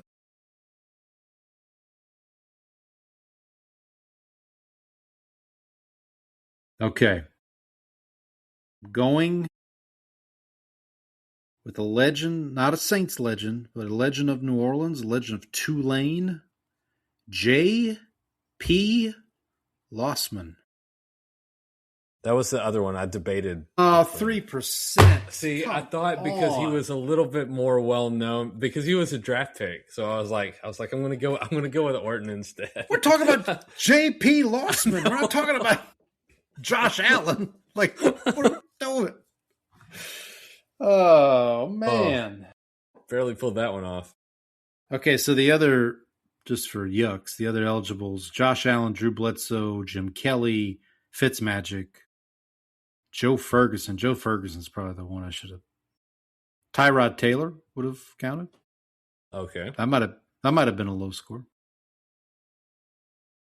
Oh, screwed me again, Costanza. All right, I guess it's my turn, right? It is your turn. Okay, I will. I'll just move down one row. Vegas Raiders / Oakland / LA Raiders. 3,000 or more yards passing in a season. Definitely not Jamarcus Russell. Steve Berline also did not hit that total, by the way. Steve Berline, yeah, Cowboy legend, of course. Jason Campbell did not hit 3,000 yards in Oakland either, or I think they were Oakland. When you know who did, but nobody cares. Derek Carr. I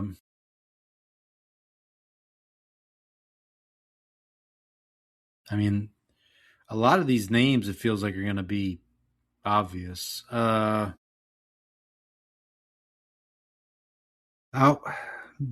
so dejected after the JP Lossman thing. I mean, it's like, I'm like, come on, man. Who? I'll go Jeff Hostetler. This is probably going to be a big number, but 2%.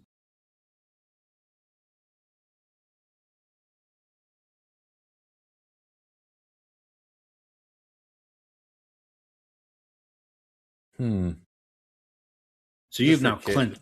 You have not clinched. It's 5-2. So yeah, just for kicks, I'm going to do Kerry Collins. 2%. Oh, we tied. Yeah. What about that? I'll take that. Yeah, there we go. We don't get those very often. No, we don't. No, not at all. 5-2-1. We'll finish out with the Eagles. You get to go first. It's your turn. How about Sonny Jurgensen? Did Jalen Hurts ever get Rodney Peete? Did Rodney Peete make it? I'm almost positive Rodney Peete did. He did not. He never had a 3,000 yards passing. With the Eagles teams. Or any teams? Huh, that's interesting. There's a Cowboy legend available here, obviously. Cowboy killer. A couple Cowboy killers on this list. How about a former number 1 overall pick? Sam Bradford. Yeah. Oh, okay. Not the one I was. I'm going to double check to make sure. I think he did, but he did. I can vouch. He did. Okay, let's do that. 3%. Well, you invoked his name. I'll go Sonny Jurgensen. If Sonny Jurgensen scores higher, then I'm gonna correct. 0.8% for Sonny Jurgensen. So I went out with some grace. Can't have too much grace, but so 5-3-1. You either have it or you don't, Paul. Yeah.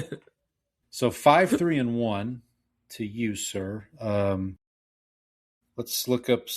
My final score was a 44. What was yours, bro? 14. Oof. You wiped the floor with me. All right, so let's go through some high scores here. Bills Texans high score Stephon Diggs, no surprise. Bills Commanders. I would have thought Bills Texans. I actually would have guessed Ryan Fitzpatrick. I think so. Ryan Fitzpatrick is the high score for Bills Commanders. Okay. Bills. Wait, let me get so Bills 3,000-yard passer's got to be Josh Allen. Yep, you got it. Okay. Let's go Raiders Texans. Who do you think the Raiders Texans high scores? That's a good it's quarterback. Question, actually. It's a quarterback. Quarterback? Yeah. Give you that clue there. I mentioned him earlier in this. Matt Schaub? Didn't Matt Schaub play for the Okay. 52% for Mr. Schaub. All right, what about Raiders Commanders? Another quarterback. Ooh. Not a number one. Not a number one overall. No, not a number one overall pick. A number two overall pick. Robert Griffin? Nope. But a mobile quarterback like Robert Griffin.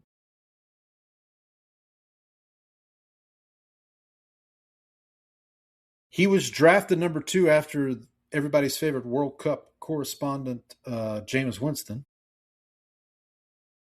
Oh, my gosh. Oh, Marcus Mariota. Marcus Mariota, yep. All right, Raiders, 3,000 or more yards in a season. You can probably guess this one. Oh, I mentioned his name earlier. I evoked his name. Tyrod Taylor? No. The guy nobody asks. The guy nobody asks about. Yeah, Derek Carr. See, I was playing into your joke there. Pepper Johnson. All right, this is a non-quarterback. Eagles Texans. Is it D'Amico Ryans? No, it's not D'Amico Ryans.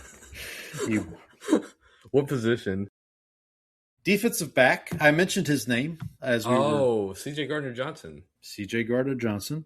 And then Eagles, Commanders, and Eagles 3,000 or more passing yards is the same person. Donovan McNabb. Yep. Was he a cowboy killer in his day? The Cowboys weren't very good. Okay. I think a lot of people were cowboy killers at that Fair enough.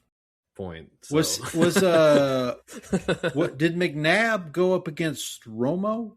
Would that have been, or was that was for that? That would probably, but yes, he would have, because but it would have been at the back end of McNabb's Eagles tenure, I think.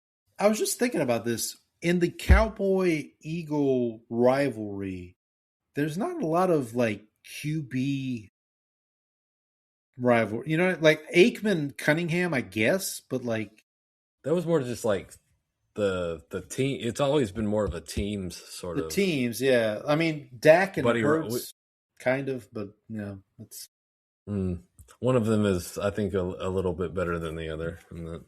I bet you do. So one of my favorite Cowboys Eagles matchups was like it was a Monday night game, and is it the Deshaun drops the ball at the 1 yard line game? No, that was not. That was not a one. So it was the Eagles were up like 13-0 with like no time left, and they just needed to like run out the clock. And so the Cowboys scored to make it like 13-7, or no, it was like, I think it was 20-7. And so the Cowboys scored, and there's like no time left, there's very little time left. It's 20-14. Philly just needs to run out the clock. Uh-huh. McNabb throws this like awful underthrown pass straight to Roy Williams. Okay. And like McNabb tries to go and tackle Roy Williams, and somebody like levels him on the way to the end zone. And so they win. The Cowboys ended up winning that game 21-20. And just like McNabb just like was awful at the end of it. So not to veer off of the Eagles Cowboys rivalry, I was on Twitter the other day, and someone tweeted about a Saints-Cowboys game that I had completely forgotten. From 2012, this would have been December 23rd, 2012, week 16. You may remember this game. The Saints at one point were up 31-17. Thanks to a touchdown to David Thomas, of all people, from Drew Brees. The Cowboys then scored twice in the last 4 minutes. Romo to Dwayne Harris and Romo to Miles Austin with 15 seconds left to tie it, send it into overtime. The Saints would win in overtime on a Garrett Hartley 20-yard field goal. But I completely just did not remember this game at all. Des Bryant scored 2 touchdowns in the second quarter to put the Cowboys up 14-7. Then the Saints took the lead from there.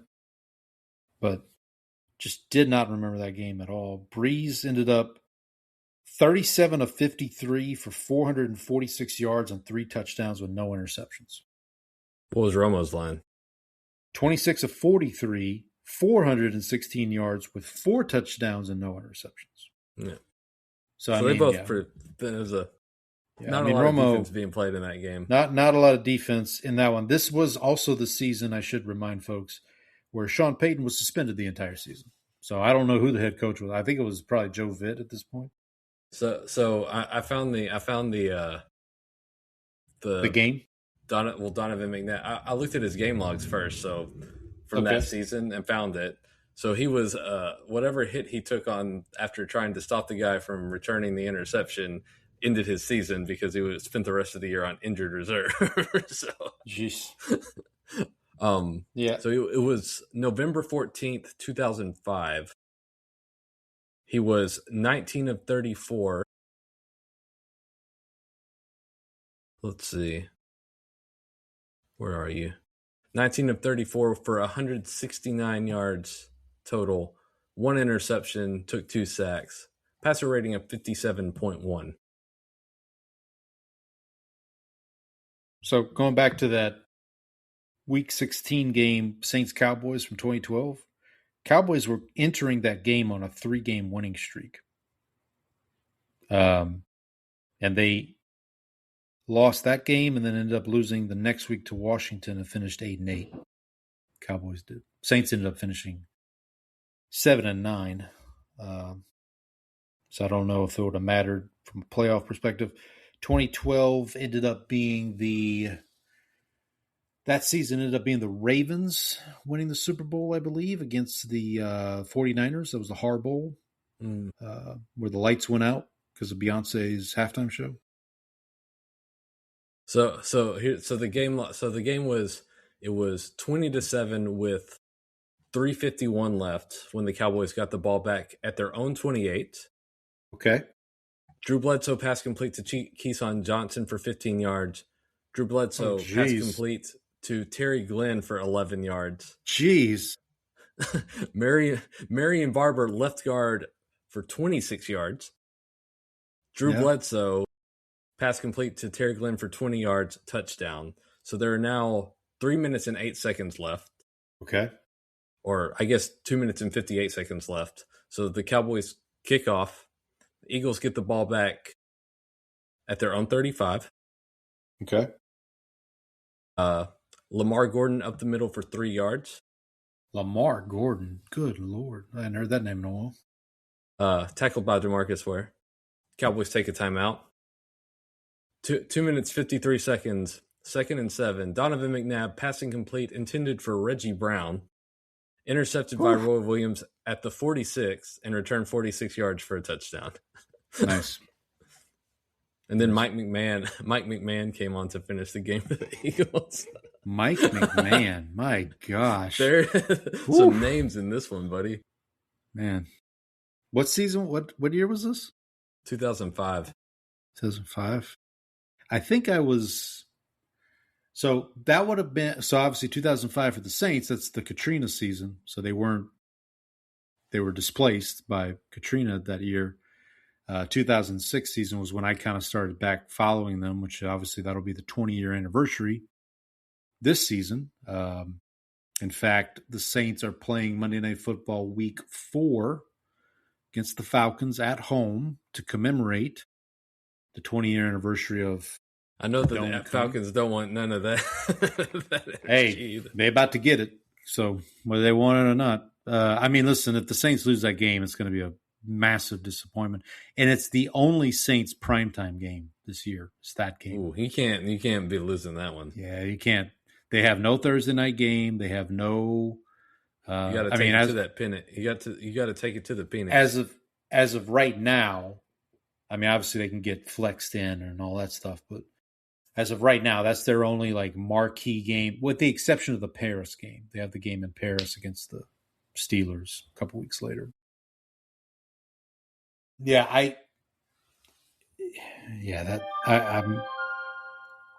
will be interested to see. We'll talk about, obviously, when we preview the Saints, kind of their expectations for the season. But yeah, some little trip down memory lane there for both of our teams. So another one for Milos there. Another game for Milos. We'll be back next week once the season starts. I don't know if we'll be doing Immaculate Grids as much because we'll be reviewing and previewing, doing our normal shticks with the season. So we'll see. But we've got a couple weeks till the season starts, so we'll keep doing them just to keep the practice up. That is kind of the reason. That is one of the reasons we started the show was, our affection for Immaculate Grid and finding those common players that played for specifically both of our teams, but then we kind of expanded it here. And speaking of which, we need to find two teams who are going to present next week's patron. That's you a ready? Good point. We do. You ready to? So we've done. I've lost track. So we did. The last one we did was Chiefs Saints. Before that, I think we did Browns Jaguars. We've done. I don't remember the other ones we've done. I know you have it listed somewhere. Yes, let me pull that up right now. Actually. Or at least I hope you have it listed somewhere. Yes, it's all up here. It's all up here. While you're doing that, I'll get a randomizer set for 1 through 32. So, just for folks who maybe are not familiar, what we've done when we first started the show, each week we presented a patron saint/cowboy, and then quite honestly, we just ran out of them. So we said, why don't we just start picking two random teams, and each week we'll have a patron blank and blank. So that's what we've kind of done. We're trying not to have repeats as we go through this. At least repeat combinations, I guess, right now. Well, if we use one, go ahead. So we've used Cincinnati, Cleveland, so both the Ohio teams. 3, all of the AFC South except the Colts. Okay. The Saints, the Eagles, and the Titans. Well, sorry, I already said the 3. Yeah. Oh, and Kansas City. Right, Kansas City, of course. All right, so the way we do this is I've got a randomizer 1 through 32. Brandon's got the teams lined up alphabetically 1 through 32, and so we will pick our two teams, and then we'll have a patron blank/blank. Are you ready, Brandon? Let's go. All right, so here we go. First number to be generated is 32. So that would be Washington, I presume. That is correct. The Washington Commanders. And generate number 1. The Arizona Cardinals. Yeah. How about that? So we'll have a Cardinal Commander, or a Commander Cardinal, as it were. I think I know who it is. I think somebody that got used in the Immaculate Grid today would be a good one. Are we talking the Saints legend? I was actually thinking of Tatum, Texas legend. Of course. Listen, we have to. It has to. Yeah, that's the move. We gotta make that happen. So let me go. I gotta go see if I can find my autographed Larry Sanders card. There we go. So tune in next week as we'll be presented by Cardinal Commander or Commander Cardinal Centers, as it were. So we'll give a little rundown of Larry Sanders' history and football career at the beginning of the show, and then we'll chat about training camps opening up. I think the Saints open up next week. When do the Cowboys open up, Brandon? Is it next week? I think so. I just wait until somebody tells me what's happening. Yeah, that's fair. I did want to mention briefly, if I can, this one bit of Saints news over the week. Alvin Kamara is back and hopefully better than ever on a renegotiated. I hope he's better than last year, buddy. Better than last year, at least. A renegotiated contract. So hopefully he can retire a Saint like Cam Jordan is going to after this season. So excited to see that unfold. A lot of good buzz about the Saints, which I kind of don't like to see. I really don't like it when the national media is all about the Saints because then they end up not doing so great. But we'll see. We'll see if as the season comes. Maybe I can get there. Maybe I'll get there myself. I am interested in this season. I think this is the most intrigued I've been for the start of a season for the Saints since Breeze retired, at least. Oh. You know, so that's something. But we'll when we get back next week, we'll talk about that. I mean, we won't have any World Cup. We won't have any. I guess we could have some baseball to talk about, maybe a little bit. I don't know if I want to talk about it. Our team suck, Paul. Yeah. We'll see if there's any trade news in the NFL. I still get the sense we're going to get one kind of sizable deal done before Max Crosby to the Cowboys. I think is what you think. You think that's the move? Is that the? We need another pass rusher. I can tell you that much. All right. Well, we'll see what happens. Maybe that we'll have that news to break next week. Maybe we'll have another episode like we had when the Crosby trade got rejected. There we go. But in reverse this time. So we'll do that next week, and then the week after, first week of August, we will begin our divisional previews. Did we say we're going to go Chris Sign of the Cross style, north, south, east, west? Is that what we're going to? Okay. Yes. So we'll start with the north, south, east, and then finish up with the wests. And then after that, we'll have some episodes where we do our MVP, Defensive Player of the Year, all that good stuff. We'll do our new game, our new Points Are Bad game. Mm-hmm. Well, I guess that's week to week. That we'll do that. That'll be a weekly thing. But we'll do our game from last year, which was our scratch game, where we pick wins and losses for every team and see who can accumulate the most points there. Maybe we can find a couple other games to play. We also we'll talk about over unders and all that good stuff as we do our previews. So hopefully you can join us with that. We thank you for joining us this week. Hope everybody has a good rest of the week. There's a hurricane coming towards tropical storm.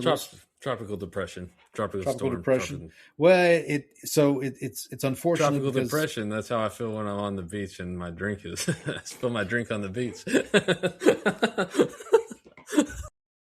How long you been waiting to uncork? I've been working on that one for a while. Uncork that one. Yeah, you might want to try it out before you. Might want to work on it before you go on the road with it. It's like the what is it? It's anathema. They don't like doing it. How long you been waiting? Yeah, how long you been waiting to uncork that one? But yeah, hopefully everyone's safe. My plan. Well, we were actually going to go to Louisiana this weekend, but that might be not in the cards, as it were. But hopefully everybody's safe. Stay away from lettuce. Don't. Yes. Don't. Be careful. So. But we will see everybody next week. And until then, happy football and soccer. Happy football. Football.